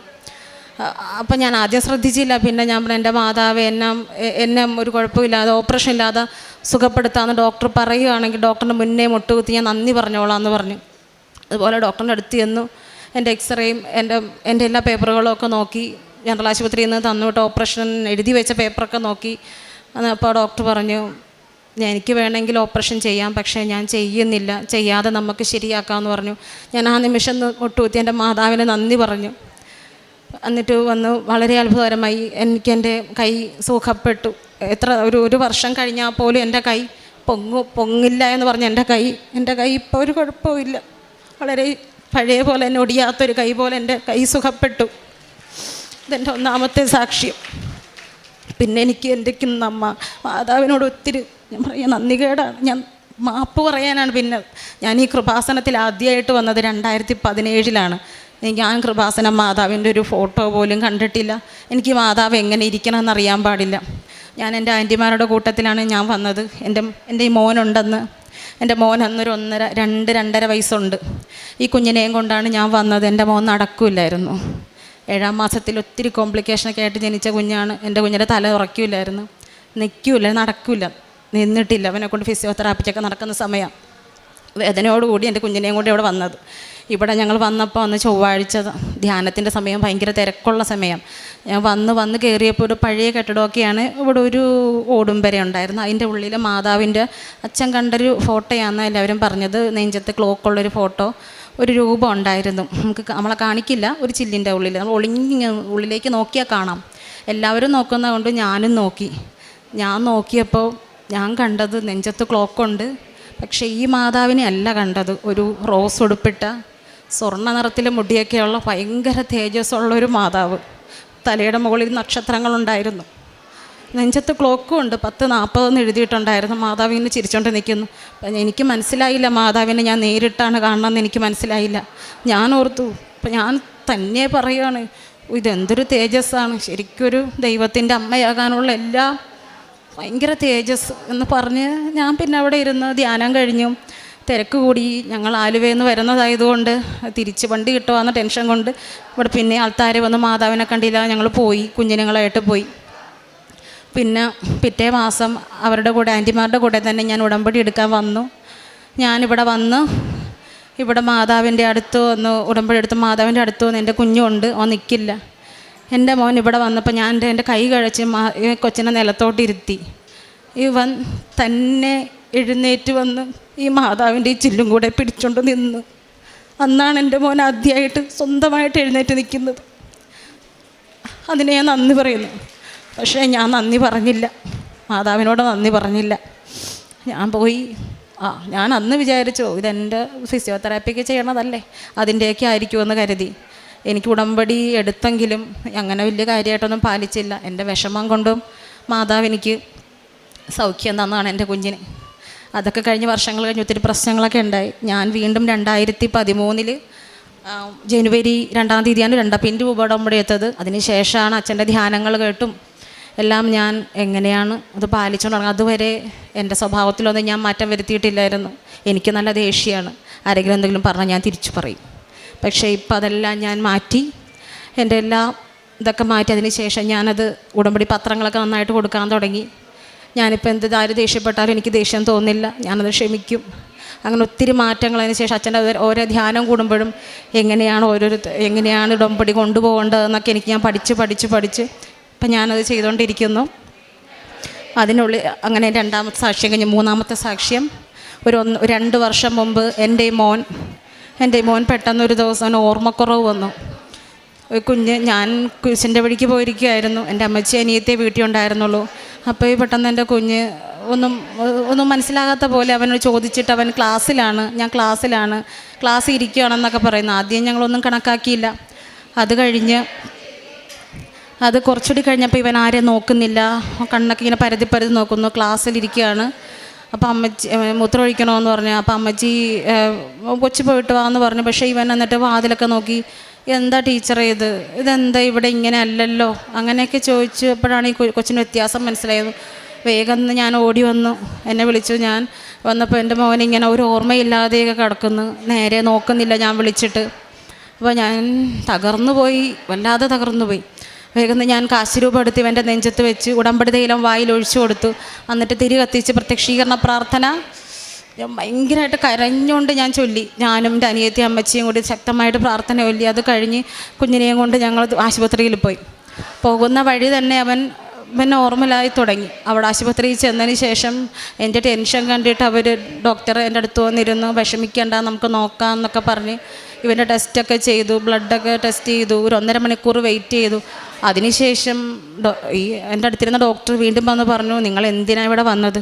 ഈ കുഞ്ഞിന് ഒരു കുഴപ്പമില്ല, നിങ്ങൾ ഒരു കുഴപ്പമില്ല, എനിക്കൊരു മരുന്ന് പോലും തന്നില്ല. എൻ്റെ മോൻ എന്ത് രോഗമാണെന്ന് എനിക്കറിയില്ല, പക്ഷേ മാതാവ് സുഖപ്പെടുത്തി. കാരണം ഇവൻ ഓർമ്മക്കുറവ് വന്നതിനൊരു 2 ആഴ്ച മുമ്പ് മുതൽ തലയുടെ പുറകിൽ ഇവന് വേദന പറയുന്നുണ്ട്. അമ്മ എനിക്ക് വേദന സഹിക്കാൻ പറ്റണില്ല, സ്കൂളിൽ പോകാൻ മടിയാന്നോർത്ത് ഞാനത് കണക്കാക്കിയില്ല. പിന്നെ കാണുന്നതൊക്കെ 2 ആയിട്ട് കാണുന്നു എന്ന് പറഞ്ഞു. ഞാൻ ശ്രദ്ധിച്ചില്ല. എന്തോ വലിയ രോഗമായിരുന്നു. ഞാൻ വിശ്വസിക്കുന്നു മാതാവ് ആ പ്രത്യക്ഷീകരണ പ്രാർത്ഥന ചൊല്ലി ഞാൻ ഉടമ്പടി തൈലം വായിലൊഴിച്ച പ്രാർത്ഥിച്ചപ്പോൾ എൻ്റെ കുഞ്ഞിന് സുഖപ്പെട്ടു. ഞാൻ പൂർണ്ണമായിട്ട് വിശ്വസിക്കുന്നു. ഇതെൻ്റെ 3ാമത്തെ സാക്ഷി. പിന്നെ ഞങ്ങൾ കുടുംബ പ്രാർത്ഥന ഇതൊക്കെ വല്ലപ്പോഴും ചൊല്ലുണ്ടായിരുന്നുള്ളൂ. അതൊന്നും കൃത്യമല്ലായിരുന്നു. ഇപ്പം ഞാനത് ഉടമ്പടിയിൽ വെച്ചിട്ടുണ്ടായിരുന്നു. ഇപ്പോൾ ഞങ്ങളുടെ വീട്ടിൽ ഞങ്ങളെല്ലാവരും ഒരു ദിവസം പോലും കുടുംബ പ്രാർത്ഥന അതിനുശേഷം ഞങ്ങൾ മുടങ്ങിയിട്ടില്ല. കൃത്യമായിട്ട് ചൊല്ലുന്നു. പള്ളിയിൽ പോണ ഞായറാഴ്ച തന്നെ വളരെ വിഷമിച്ച് പറ്റുമെങ്കിൽ അതൊക്കെ മുടക്കുമായിരുന്നു. അപ്പോൾ ഒരു ദിവസം പോലും എനിക്ക് കുർബാന സ്വീകരിക്കാതിരിക്കാൻ പറ്റുന്നില്ല. എനിക്ക് കുർബാന സ്വീകരിച്ചില്ലെങ്കിൽ എനിക്ക് സഹിക്കാൻ പറ്റുമല്ലോ എനിക്ക്. പിന്നെ നേരത്തെ പള്ളിയിൽ പോയി ആ കുർബാന ചൂടിയാലും കുറേ പരാതി പറയും. അല്ലെങ്കിൽ എനിക്കതില്ല, എനിക്കിതില്ല, എനിക്ക് കടമുണ്ട് എന്നൊക്കെ പറയും. പക്ഷേ ഇപ്പം അങ്ങനെയല്ല. ഞാനൊന്നും പറയില്ല. ഈശോയെ നന്ദി പറയും, ഐ ലവ് യു പറയും, എനിക്ക് ഈശോനെ ഒത്തിരി ഇഷ്ടമാണെന്ന് പറയും, തിരിച്ചു വരും. ഭയങ്കര സന്തോഷമുണ്ട്. ഇപ്പം നേരത്തെ ഉള്ളിലൊക്കെ ഭയങ്കര എപ്പോഴും നെഗറ്റീവായിട്ട് നമുക്കിങ്ങനെ ദേഷ്യം വരും. ഇപ്പോൾ ഒന്നുമില്ല, മനസ്സ് ഭയങ്കര സുഖമുണ്ട്. ഇതൊക്കെ എല്ലാം ഞാൻ ഉടമ്പടിയിൽ വന്നതിന് ശേഷം വന്ന വ്യത്യാസങ്ങളാണ്. ഇവിടെ നിന്ന് കിട്ടുന്ന പത്രമെല്ലാം വിതരണം ചെയ്യും, വീടുകളിൽ കൊണ്ടേ കൊടുക്കും, പള്ളിയിൽ കൊടുക്കും, ബസ് സ്റ്റാൻഡിലൊക്കെ കൊടുത്തിട്ടുണ്ട്. പിന്നെ കാരുണ്യ പ്രവൃത്തികൾ എനിക്കെന്നെക്കൊണ്ട് പറ്റുന്ന പോലെയൊക്കെ ഞാൻ ഓരോരുത്തർ സഹായിച്ചിട്ടുണ്ട്. ഞങ്ങൾക്ക് തന്ന എല്ലാ ഉപകാരങ്ങൾക്കും ഒത്തിരി നന്ദി പറയുന്നു. എന്നും ഞാൻ ഉടമ്പടിയിൽ നിലനിൽക്കും. പരിശുദ്ധ അമ്മയുടെ മധ്യസ്ഥതയിൽ ഇപ്പോൾ ഈ ഒരു കുടുംബം സാക്ഷ്യം പറഞ്ഞത് ഏറെ പ്രത്യേകിച്ച് ഏറ്റവും മൂത്ത മകൻ്റെ കാര്യവും ഒപ്പം വ്യക്തിപരമായിട്ട് ലഭിച്ച 2 സൗഖ്യങ്ങളുടെ കാര്യമാണ്. അത് രണ്ടും പരിശുദ്ധ അമ്മയുടെ വലിയ സാന്നിധ്യം ഉണ്ടായിരുന്നു എന്നുള്ളത് പാച്ചേച്ചി സാക്ഷ്യം പറയുമ്പം അതിൽ പറയുന്നുണ്ട്. അതായത് മാതാവുമായിട്ട് ബന്ധപ്പെട്ട കാര്യങ്ങൾ മാത്രമേ എൻ്റെ ഓർമ്മയിലുള്ളൂ എന്ന് പറയുന്നത് ഒരടയാളമായി നിലനിൽക്കെ തന്നെ ഇവിടെ ആലയത്തിൽ വന്നതിന് ശേഷവും പരിശുദ്ധ അമ്മയുടെ സമയഘടികാരമുള്ളൊരു രൂപത്തിനെ, ഒരു ജീവനുള്ള രൂപത്തെ കാണുവാനായിട്ട് സാധിച്ചു എന്നുള്ളതും സാക്ഷ്യത്തിൽ പറയുന്നുണ്ട്. ഒപ്പം വ്യക്തിപരമായിട്ട് ലഭിച്ച അനുഭവങ്ങൾക്കും അല്ലെ സൗഖ്യങ്ങൾക്കും അപ്പുറം വ്യക്തിപരമായിട്ട് ഒരുപാട് മാറ്റം ഉണ്ടായെന്നും പറയുന്നത്. അത് നമ്മൾ ഒരു സാക്ഷ്യം പറയുമ്പോൾ ലഭിച്ച കാര്യങ്ങളും മാത്രമല്ല, ഒരു വ്യക്തിയിൽ വരുന്ന മനോഭാവങ്ങളിലും സ്വഭാവത്തിലും ഒക്കെ വരുന്ന നല്ല മാറ്റങ്ങളും ഉടമ്പടിയുടെ അത്ഭുതങ്ങൾ തന്നെയാണ്. കാരണം ഒരു വ്യക്തിയെ മാറ്റുവാനായിട്ട് ആർക്കും സാധിക്കാതിരിക്കുന്ന ഒരു സമയത്ത് ഒരു പ്രാർത്ഥിക്കുന്ന ഒരാൾ സ്വയം മാറുന്നു, അല്ലെങ്കിൽ ദൈവം മാറ്റുന്നു എന്നൊക്കെ പറയണത് വലിയൊരു അത്ഭുതം തന്നെയാണ്. അപ്പം ഉടൻ തന്നെ ഒരു പരിശുദ്ധ അമ്മയുടെ സാന്നിധ്യം ലഭിക്കുന്നു, സൗഖ്യം ലഭിക്കുന്നു, സ്വന്തമായിട്ട് മാറുന്നു. ഒപ്പം വിശുദ്ധ കുർബാനയോടും ഒക്കെ കൂടുതൽ സ്നേഹവും ഈശോ എന്ന വ്യക്തിയോട് കൂടുതൽ അടുപ്പമൊക്കെ തോന്നുന്നുണ്ട് എങ്കിൽ നമ്മുടെ ഉടമ്പടിയുടെ ഏറ്റവും വലിയ വിജയം അവിടെയാണെന്നുള്ളതാണ്. കാരണം എല്ലാ സാക്ഷ്യങ്ങളും അവസാനിക്കുമ്പോൾ എല്ലാവരും പറഞ്ഞു നിർത്തുന്നതും പ്രാർത്ഥനയെക്കുറിച്ചാണ്. അപ്പം പേഴ്സൺ ഓഫ് ക്രൈസ്റ്റ്, കർത്താവിനോട് എന്തെന്നില്ലാത്തൊരു സ്നേഹവും ഒരു അടുപ്പവും ഒരു വ്യക്തിക്ക് ഉടമ്പടിയിൽ വന്നിട്ട് തോന്നുന്നുണ്ടെങ്കിൽ പരിശുദ്ധ അമ്മ ഉടമ്പടിയിൽ വിജയിച്ചു എന്നുള്ളതാണ്. അത് ഒരു പരിധിവരെ ആ ഒരു യാത്രയിൽ നമുക്ക് അടയാളങ്ങൾ ആവശ്യമുണ്ടാവാം, ദർശനങ്ങൾ ആവശ്യമുണ്ടാവാം, നമ്മുടെ ആഗ്രഹങ്ങൾ സഫലമാക്കേണ്ടിയിരിക്കാം. പക്ഷെ അമ്മ ഈ യാത്രയിൽ കൂടെ ഉണ്ടാകുന്നതിൻ്റെ ഏറ്റവും പ്രധാനപ്പെട്ട കാര്യവും ഒരു വ്യക്തി ക്രിസ്തുവിനെ കണ്ടെത്തുന്നുള്ളൂ. അപ്പോൾ ഈ ഒരു സാക്ഷ്യം ഉടമ്പടിയിലായിരിക്കും നമുക്ക് എല്ലാവർക്കും ഉപകരിക്കട്ടെ എന്ന് പ്രാർത്ഥിക്കുന്നു. നമുക്ക് കരങ്ങളടിച്ച് ദൈവത്തിൻ്റെ നാമം മഹത്വപ്പെടുത്താം. തിരുക്കുമാരനും 1000 നന്ദി പറയുന്നു. എൻ്റെ പേര് റെജി ശ്രീയക്ക്. ഞാൻ വരുന്നത് തൊടുപുഴ മടക്കത്താനത്തു നിന്നാണ്. പരിശുദ്ധ അമ്മ വഴിയായി 2ാമത്തെ പ്രാവശ്യമാണ് ഇനി പരിശുദ്ധ അൾത്താരയിൽ നിന്ന് സാക്ഷ്യം പറയുവാൻ ദൈവം അനുഗ്രഹിച്ചത്. ഞാൻ ആദ്യമായി ഉടമ്പടി എടുത്തത് 2023 ജാനുവരി 28-ാം തീയതിയാണ്. ഞാൻ ഫസ്റ്റ് സാക്ഷ്യം പറഞ്ഞത് കഴിഞ്ഞ ഫെബ്രുവരി 24 9-ാം തീയതിയാണ്. 13-ാം തീയതി ഫെബ്രുവരി ഞാൻ അയർലൻഡിലേക്ക് കയറി പോവുകയുണ്ടായി. അമ്മയുടെ പക്കൽ വന്ന് ഉടമ്പടി എടുത്ത് പ്രാർത്ഥിച്ചതിൻ്റെ ഫലമായിട്ട് എല്ലാ ചൊവ്വാഴ്ചകളിലും അമ്മ വളരെ ഭംഗിയായിട്ട് അതിൻ്റെ പ്രോസസ്സിങ്ങും കാര്യങ്ങളും എല്ലാം നടത്തിയിരുന്നു. അത് ഞാൻ കഴിഞ്ഞ സാക്ഷ്യത്തിൽ പറഞ്ഞതാണ്. അപ്പോൾ അന്ന് ഞാൻ ഈ അൾത്താരയിൽ നിന്ന് പറഞ്ഞിരുന്നു, ആപ്റ്റിറ്റ്യൂഡ് ലൈസൻസ് എക്സാമിന് വേണ്ടിയിട്ടാണ് ഞാൻ പോകുന്നത്. ഇനി എന്ന് വന്നാലും ആ എക്സാമിൻ്റെ സാക്ഷ്യം ഞാൻ ഇവിടെ വന്ന് പറഞ്ഞേക്കാമെന്ന്. വളരെ അത്ഭുതകരമായി ഫെബ്രുവരി 17, 18 തീയതികളിലുണ്ടായ റിട്ടൺ എക്സാമും 14 സ്റ്റേഷനും അമ്മ എന്നെ കൈ പിടിച്ച് നടത്തി. ഓരോ സ്റ്റേഷനും 10 മിനിറ്റ് വീതമാണ് അലൗഡ്. പക്ഷേ എനിക്ക് ഒരു സ്റ്റേഷൻ പോലും 10 മിനിറ്റ് എക്സാം ഉണ്ടായില്ല. മാക്സിമം 5 to 8 മിനിറ്റ്സാണ് എനിക്കുണ്ടായത്. ഏകദേശം 3 സ്റ്റേഷൻ ഞാൻ വളരെയധികം മിസ്റ്റേക്കുകൾ കാണിച്ചിരുന്നു. പക്ഷേ എൻ്റെ എക്സാമിനേഴ്സ് എന്നോട് വളരെ ഫ്രണ്ട്ലി ആയി പെരുമാറുകയും മാതാവാണെന്ന് എനിക്ക് ഉറച്ച വിശ്വാസമുണ്ട്. കാരണം എന്നെ ഒരു സ്റ്റേഷനിൽ നിന്ന് മറ്റേ സ്റ്റേഷനിലേക്ക് ഒരു എക്സാമിനർ കെട്ടിപ്പിടിച്ച് കൊണ്ടേ വിട്ടു. കാരണം ആ സ്റ്റേഷൻ എൻ്റെ കംപ്ലീറ്റ്ലി തെറ്റായിരുന്നു, സ്കോർ ഫുള്ളി തെറ്റായിരുന്നു. പക്ഷേ റിസൾട്ട് വന്നപ്പോൾ അതും ഒരു ചൊവ്വാഴ്ചയാണ്. എനിക്ക് എല്ലാ കാര്യങ്ങളും മാതാവ് നടത്തി തരുന്നത് ചൊവ്വാഴ്ച ദിവസങ്ങളിലാണ്.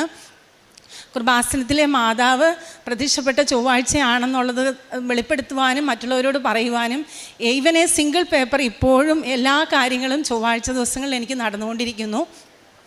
അങ്ങനെ വളരെ അത്ഭുതകരമായിട്ട് ചൊവ്വാഴ്ച ദിവസം തന്നെ എക്സാമിൻ്റെ റിസൾട്ട് വരികയും ഞാൻ ഫസ്റ്റ് അറ്റംപ്റ്റിൽ തന്നെ പാസ്സാവുകയും ചെയ്തു. അന്നേ ദിവസം ഉണ്ടായ ഉടമ്പടി ധ്യാനത്തിൽ വളരെയധികം മാനസികമായ ബുദ്ധിമുട്ടോടുകൂടിയായിരുന്നു ഞാൻ ധ്യാനം അറ്റൻഡ് ചെയ്തത്. കാരണം എൻ്റെ 2 മക്കളെയും ഹസ്ബൻഡിനെയും വയ്യാത്ത മമ്മീനെയും നാട്ടിലിട്ടിട്ട് പോയതിൻ്റെ ബുദ്ധിമുട്ടുണ്ടായിരുന്നു. അപ്പം അമ്മ എനിക്ക് കാണിച്ചു തന്നു. അമ്മയുടെ ചാര നിറമുള്ള ഷോളിൽ ഞങ്ങളുടെ വീട് വരിഞ്ഞു മുറുക്കി കെട്ടിവെച്ചിരിക്കുന്നതായിട്ട് കാണിച്ചു തന്നു.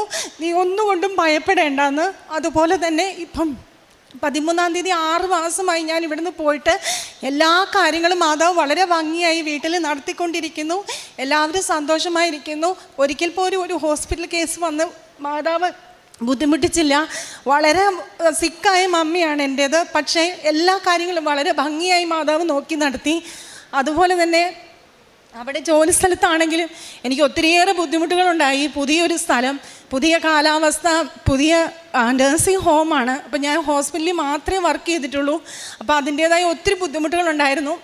അപ്പം ഞാൻ പറ്റുന്ന സമയങ്ങളിലെല്ലാം സാക്ഷ്യം കേൾക്കുമായിരുന്നു. അപ്പം ഒരു സാക്ഷ്യത്തിൽ ഇങ്ങനെ പറഞ്ഞു, എൻട്രൻസിൽ ഉപ്പിട്ട് പ്രാർത്ഥിച്ച് ജോലി സ്ഥലത്തെ ബുദ്ധിമുട്ട് മാറിയ കാര്യം. അപ്പോൾ അന്ന് തൊട്ട് ഞാൻ എന്നും ഡ്യൂട്ടിക്ക് കയറുമ്പോൾ എൻട്രൻസിൽ ഉപ്പിട്ട് പ്രാർത്ഥിക്കുകയും ഏതെല്ലാം വ്യക്തികളിൽ നിന്നാണോ എനിക്ക് അവിടെ ബുദ്ധിമുട്ടുകളുണ്ടായത് അപ്പോൾ അവരറിയാതെ തന്നെ അവരുടെ മേശയിലോ ആ ഓഫീസ് റൂമിലോ ഉപ്പിട്ട് പ്രാർത്ഥിക്കാൻ എനിക്ക് അനുഭവം ഉണ്ടായി. അതുവഴി എനിക്ക് സ്മൂത്തായിട്ട് എൻ്റെ ജോലികൾ മുന്നോട്ട് കൊണ്ടുപോകാൻ പറ്റി. അതുപോലെ തന്നെ ശാരീരികമായ അസ്വസ്ഥത വളരെയേറെ അവിടെ വെച്ചുണ്ടായി. കഴിഞ്ഞ 6 മാസങ്ങളിൽ ഒരു പേഷ്യൻറ്റിനെ ഹാൻഡിൽ ചെയ്ത സമയത്ത് ഷോൾഡർ ഇഞ്ചുറി ഉണ്ടാവുകയും എൻ്റെ കൈ പൊങ്ങാതെ വരികയും ചെയ്തൊരവസ്ഥ ഉണ്ടായി. 3 ദിവസം ജോലിക്ക് പോകാതെ ഞാൻ റൂമിലിരുന്നു. അപ്പം അതുപോലെ തന്നെ എൻ്റെ കൂടെ ഉള്ള റൂംമേറ്റ് അവളും ഉടമ്പടി എടുത്ത കുട്ടിയാണ്. അപ്പം ഞാനും പ്രാർത്ഥിക്കുമായിരുന്നു. പ്രാർത്ഥനയിലുള്ള ഒരു കുഞ്ഞിനെ എനിക്ക് തരണേ, ഞങ്ങൾ സെയിം റൂമിൽ. അവളും അതുപോലെ തന്നെയായിരുന്നു പ്രാർത്ഥിച്ചിരുന്നത്. അപ്പം എനിക്ക് ഇങ്ങനെ ഒരു ബുദ്ധിമുട്ടുണ്ടായപ്പോൾ ഞങ്ങൾ 2 പേരും കൂടെ വിശ്വാസപ്രമാണം ചൊല്ലി ഷോൾഡറിൽ കുരിശ് വരച്ച് ബലമായിട്ട് എൻ്റെ ഷോൾഡർ കൈ പൊക്കി. അങ്ങനെ മെഡിക്കൽ കോളേജിൽ പോകാൻ പറഞ്ഞെങ്കിലും പോവാതെ തന്നെ മാതാവ് എനിക്ക് വളരെ അത്ഭുതകരമായിട്ട് അത് സൗഖ്യപ്പെടുത്തി തന്നു. ഒരു മരുന്നും കഴിക്കാതെ അത് ഭേദമായി. അതുപോലെ തന്നെ എൻ്റെ കാലിൻ്റെ ടെൻഡിന് പെയിൻ ഉണ്ടായി. അന്നും ഞാൻ 2 ദിവസം ഇരിക്കേണ്ടി വന്നു. അന്നും മാതാവിൻ്റെ തൈലം പുരട്ടി വിശ്വാസപ്രമാണം ചൊല്ലി കടന്നുപോയി. ഫാമിലി ഹിസ്റ്ററിക്കുള്ള പ്രോസസ്സിങ്ങിലാണ്, ലാസ്റ്റ് പ്രോസസ്സിങ്ങിലാണ്. എനിക്ക് ഉറപ്പായിട്ടും വിശ്വാസമുണ്ട് വീണ്ടും അടുത്ത പ്രാവശ്യം വരുമ്പോൾ മാതാവിന് വേണ്ടിയിട്ട് വീണ്ടും ചൊവ്വാഴ്ച ദിവസങ്ങളിൽ തന്നെ ഇതെല്ലാം നടത്തി തന്നെന്ന് ഇവിടെ പറയാൻ സാധിക്കുമെന്ന് ഞാൻ വിശ്വസിക്കുന്നു. വീണ്ടും മാതാവിൻ്റെ ഉടമ്പടിയിലും കാര്യങ്ങളിലും വിശ്വാസത്തോടുകൂടി തന്നെ വ്യതിചലിക്കാതെ എന്നെയും എൻ്റെ കുടുംബത്തെയും മുന്നോട്ട് കൊണ്ടുപോകണമെന്ന് ആൾത്താരിൽ നിന്ന് ഞാൻ പ്രാർത്ഥിക്കുന്നു. അതുപോലെ തന്നെ അവിടെ ആയതുകൊണ്ട് എല്ലാ ദിവസങ്ങളിലൊന്നും കുർബാനയ്ക്ക് പോകാൻ പറ്റാറില്ല. പക്ഷേ ഓഫുള്ള ദിവസങ്ങളിൽ പോവുകയും എനിക്ക് പറ്റുന്നിടത്തോളം ആൾക്കാരുടെ അടുത്ത് ഞാൻ എൻ്റെ ജീവിതത്തിലുണ്ടായ മാതാവ് വഴി തന്ന അനുഗ്രഹങ്ങളെക്കുറിച്ച് ഞാൻ പറയാറുമുണ്ട്. അവർ വിശ്വസിച്ചാലും വിശ്വസിച്ചില്ലെങ്കിലും ആക്ഷേപിച്ചാലും ഞാൻ പറയാറുണ്ട്. അതുപോലെ തന്നെ പ്രേക്ഷിത പ്രവർത്തനമായിട്ട് സാമ്പത്തികപരമായി മാത്രമേ സഹായിക്കാൻ ഇപ്പോൾ പറ്റാറുള്ളൂ. പക്ഷേ ഓരോ ചെറിയ പ്രവൃത്തികളാണെങ്കിലും പേഷ്യൻസിൻ്റെ അടുത്ത് ചെയ്യുമ്പോൾ മാതാവേ ഇതൊരു കാരുണ്യപ്രവൃത്തിയായിട്ട് സ്വീകരിക്കണമേ എന്ന് ഞാൻ പ്രാർത്ഥിക്കുന്നു. ഞാൻ പോയ സമയത്ത് ഞാൻ പത്രം വാങ്ങിയിട്ടാണ് പോയത്. അപ്പോൾ അവിടുത്തെ പള്ളികളിലും അതുപോലെ തന്നെ എല്ലാ മാസങ്ങളിലും ഇവിടെ ആയിരുന്നപ്പോൾ കൃപാസനത്തിൽ ഞാൻ ഒരു പ്രാവശ്യം എങ്കിലും വരുമായിരുന്നു. അപ്പോൾ അവിടെ ചെന്ന് കഴിഞ്ഞപ്പോൾ പോകാൻ പറ്റാഞ്ഞിട്ട് മാനസികമായി ഒത്തിരി ബുദ്ധിമുട്ടുണ്ടായി. അപ്പം ഞാൻ അന്വേഷിച്ചപ്പം നോക്ക് മാതാവ് പ്രത്യക്ഷപ്പെട്ട പള്ളിയാണ്. അപ്പം അവിടെ ഞങ്ങൾക്ക് 3 മണിക്കൂർ ബസ്സിൽ യാത്ര ചെയ്ത് അവിടെ പോകാൻ പറ്റും. അപ്പോൾ അന്വേഷിച്ച് കഴിഞ്ഞപ്പോൾ പോകാൻ പറ്റി. അങ്ങനെ കഴിഞ്ഞ 6 മാസത്തിൽ 4 പ്രാവശ്യം നോക്ക് പള്ളിയിൽ പോയി കൃപാസനത്തിന് പകരമായിട്ട് അവിടെ പ്രാർത്ഥിക്കാനുള്ള അനുഗ്രഹം മാതാവ് എനിക്ക് തന്നു. ഇത്രയും കാര്യങ്ങളാണ് എൻ്റെ ഓർമ്മയിൽ നിൽക്കുന്നത്. അതുപോലെ തന്നെ വീട്ടിലാണെങ്കിലും മക്കൾ ഇപ്പോൾ എന്ത് അസ്വസ്ഥത വന്നാലും ഞാൻ ഇല്ലെങ്കിലും ഒരു അസുഖം വന്നാൽ ഉപ്പെടുത്ത് അത് ഉപയോഗിക്കാനും വിശ്വാസ പ്രമാണം ചെല്ലാൻ മാതാവിൻ്റെ പുസ്തകം എടുത്ത് കെട്ടിപ്പിടിച്ച് കിടക്കാനും എല്ലാം മക്കൾ ഞാൻ പറയാതെ തന്നെ അവരായിട്ട് തന്നെ മാനേജ് ചെയ്തു പോകുന്നു. മക്കളുടെ വിശ്വാസ ജീവിതത്തിലും വളരെയധികം ഉയർച്ച ഉണ്ടായിരിക്കുന്നു. ഭർത്താവിൻ്റെ ജീവിതത്തിലും അതുപോലെ തന്നെ ഞങ്ങളുടെ കുടുംബത്തിൽ പലരും വന്ന് ഉടമ്പടി എടുക്കുകയുണ്ടായി. ഞാൻ വഴി ഈ എല്ലാ അനുഗ്രഹങ്ങൾക്കും മാതാവിനും തിരുക്കുമാരനും 1000 നന്ദി പറയുന്നു. പരിശുദ്ധ അമ്മയുടെ മധ്യസ്ഥതയിൽ ഇപ്പം ഈ ഉടമ്പടി സാക്ഷ്യങ്ങൾ നമ്മൾ പ്രാർത്ഥനയോടെ പരിശോധിക്കുമ്പോൾ ഒരുപാട് പേര് ഉടമ്പടി എടുത്ത് വിദേശ നാടുകളിലേക്ക് പോയിട്ടുണ്ട്. അവരൊക്കെയും തിരികെ അവധിക്ക് വരുമ്പം ഇവിടെ വന്ന് സാക്ഷ്യം പറഞ്ഞ് ഉടമ്പടി പുതുക്കി പോകുന്നൊരു ശൈലി ഇപ്പോൾ ഈ ദിവസങ്ങളിലൊക്കെയും സാക്ഷ്യങ്ങൾ പരിശോധിക്കുമ്പോൾ നമുക്കത് വ്യക്തമായിട്ട് മനസ്സിലാക്കാം. കാരണം എവിടെയായിരുന്നാലും ഉടമ്പടിയിൽ നിലനിൽക്കുവാനുള്ള സാധ്യത ഒരു പക്ഷേ വലിയൊരു ദൈവാനുഗ്രഹമായിട്ട് ഉടമ്പടിയിലുണ്ട്. അത് ഓൺലൈനിൽ എടുക്കാനാണെങ്കിലും സാക്ഷ്യം കേട്ട് ആരാധനകൾ കേട്ട് നിലനിൽക്കാനാണെങ്കിലും ശരിക്കും ദൈവത്തിൻ്റെ സ്നേഹവും പരിശുദ്ധാമ്മയുടെ സാന്നിധ്യവും ഉടമ്പടി നിൽക്കുവാനുള്ളൊരു മനസ്സും ആഗ്രഹിക്കുന്നവർ എവിടെയായിരുന്നാലും ഉടമ്പടിയോട് ചേർന്ന് നിൽക്കുവാനുള്ള വലിയൊരു അവസരം ദൈവം തന്നെ ഇവിടെ ഉടമ്പടിയുടെ സാധ്യതകൾ വെച്ച് നൽകിയിട്ടുണ്ട്. അതൊക്കെ ഉടമ്പടി വസ്തുക്കളുമൊക്കെ കൊണ്ടുപോയി അവിടെ ഉപയോഗിക്കുവാനും അത് ഒരുപാട് പേർക്ക് വല്ല അനുഭവത്തിന് കാരണമായിട്ടുള്ളതെന്ന് ഒരുപാട് വിദേശത്തു നിന്ന് വന്ന അവധിക്ക് വരുന്ന ഒരു സാക്ഷ്യം പറയുന്നുണ്ട്. കാരണം ഇവിടെ നിന്നുകൊണ്ട് തന്നെ ഒരു വിശ്വാസത്തിൻ്റെ കൈമാറ്റത്തെയും വിശ്വാസ ജീവിതത്തെയൊക്കെ പരിശുദ്ധ അമ്മ ഡിറക്റ്റ് ചെയ്യുന്നു എന്നുള്ളതിന് നമുക്ക് ഒരുപാട് ദൈവത്തിന് നന്ദി പറയാം. കാരണം ഈ കാലഘട്ടത്തിനനുസൃതമായിട്ട് ഒരു പ്രാർത്ഥനയും അല്ലെങ്കിൽ പ്രാർത്ഥനയുടെ സാധ്യതകളുമൊക്കെ ദൈവം നമുക്ക് തുടർന്ന് നൽകുന്നു. അപ്പോൾ ഇതിപ്പോൾ രണ്ടാമത്തെ സാക്ഷ്യം പറയാനാണെന്നാണ് ഇപ്പോൾ പറഞ്ഞത്. അപ്പോൾ ഈ സാക്ഷ്യത്തിൽ അവിടെ ചെന്നിട്ടുണ്ടായ കാര്യങ്ങളും പരീക്ഷയും ഒപ്പം അവിടെ ഉണ്ടായ സാഹചര്യങ്ങളെയൊക്കെ പ്രാർത്ഥനയിൽ എങ്ങനെയാണ് അതിജീവിച്ചെന്നുള്ളതാണ്. ഒപ്പം തൻ്റെ കുടുംബത്തിലും മക്കളിലേക്കും ഈ ഒരു വിശ്വാസത്തിൻ്റെ അനുഭവം കടന്നു ചെല്ലുവാനായിട്ട് ഉടമ്പടി വസ്തുക്കൾ സഹായകമായി എന്നുള്ളതൊക്കെ പറയുന്നത് അത് ചെറിയ കാര്യമായിട്ട് എടുക്കുന്നില്ല. കാരണം അമ്മ മാതാവിൻ്റെ ഈ വലിയൊരു പ്രാർത്ഥന അനുഭവങ്ങളിലൂടെ കുടുംബത്തിൽ നിന്ന് ഒരു വ്യക്തിയിൽ നിന്ന് പല വ്യക്തികളിലേക്ക് കൈമാറ്റം ചെയ്യപ്പെടുന്നത് നമുക്കെപ്പോഴും സന്തോഷത്തിന് വക നൽകുന്ന ഒന്നാണ്. ഏറ്റവും അവസാനം വിശ്വാസ ജീവിതത്തിൽ അവിടെയുള്ള സാധ്യതകളെല്ലാം പരിഗണിച്ചുകൊണ്ട് ദിവ്യബലിയോടും പ്രേക്ഷിതക്കാരുടെ പ്രവർത്തനങ്ങൾ എന്താണ് അവിടെ ഉള്ള സാധ്യത അതനുസരിച്ച് കൃത്യമായിട്ട് നിൽക്കാനുള്ള പരിശ്രമമുണ്ട്. അങ്ങനെ പരിശ്രമം ഉണ്ടാകുമ്പോഴാണല്ലോ പിന്നീട് ഒരു സാക്ഷ്യത്തിൻ്റെ സാധ്യതയും ഒരു ഉടമ്പടി ജീവിതത്തിൻ്റെ അനുഭവത്തിൻ്റെ സാധ്യതയുള്ളത്. അപ്പം വേറെ പ്രത്യേകിച്ച് ഈ സാക്ഷ്യം കേൾക്കുന്നവർക്കും എവിടെ ആയിരിക്കുന്നവർക്കാണല്ലോ ഉടമ്പടിയിൽ സ്ഥിരതയോടെ നിലനിൽക്കുവാനായിട്ട് ദൈവം ഇടവരുത്തട്ടെ എന്നും ഒപ്പം മനസ്സിലുണ്ടാകുന്ന ചെറിയ ആകുലത പോലും പരിശുദ്ധ അമ്മ സ്വപ്നത്തിലൂടെയും ദർശനത്തിലൂടെയും എടുത്തു മാറ്റുന്നത് എത്ര വലിയ അനുഗ്രഹമാണ്. കാരണം കുടുംബത്തിൻ്റെ സാഹചര്യങ്ങൾ വെച്ച് പ്രാർത്ഥിക്കുമ്പോൾ മാതാവ് തന്നെ ഒരു ദർശനത്തിൽ നിൻ്റെ കുടുംബത്തെ ഞാൻ കരുതുന്നുണ്ട് എന്നുള്ളൊരു ഓർമ്മപ്പെടുത്തൽ, ഇതൊക്കെ ഒരു പക്ഷേ നമ്മുടെ ജീവിതത്തിൽ സംഭവിക്കുന്നത് വരെ നമുക്കൊരിക്കലും വിശ്വസിക്കാൻ പറ്റാത്ത അനുഭവങ്ങളായിട്ട് തന്നെയാണ് ഓരോ സാക്ഷ്യങ്ങളും മാറുന്നത്. യഥാർത്ഥത്തിൽ ഈ ഒരു വ്യക്തിക്ക് നൽകിയ ആ ഒരു വിശ്വാസത്തിൻ്റെ സ്ഥിരതയ്ക്കും ഈ വ്യക്തിയിലൂടെ ദൈവം കണ്ടിട്ടുള്ള പദ്ധതി ഇനിയും പരിശുദ്ധ അമ്മയുടെ സഹായത്തിൽ നടക്കട്ടെ എന്ന് പ്രാർത്ഥിക്കുകയും നമുക്ക് കരങ്ങളടിച്ച് ദൈവത്തിൻ്റെ നാമം മഹത്വപ്പെടുത്തുകയും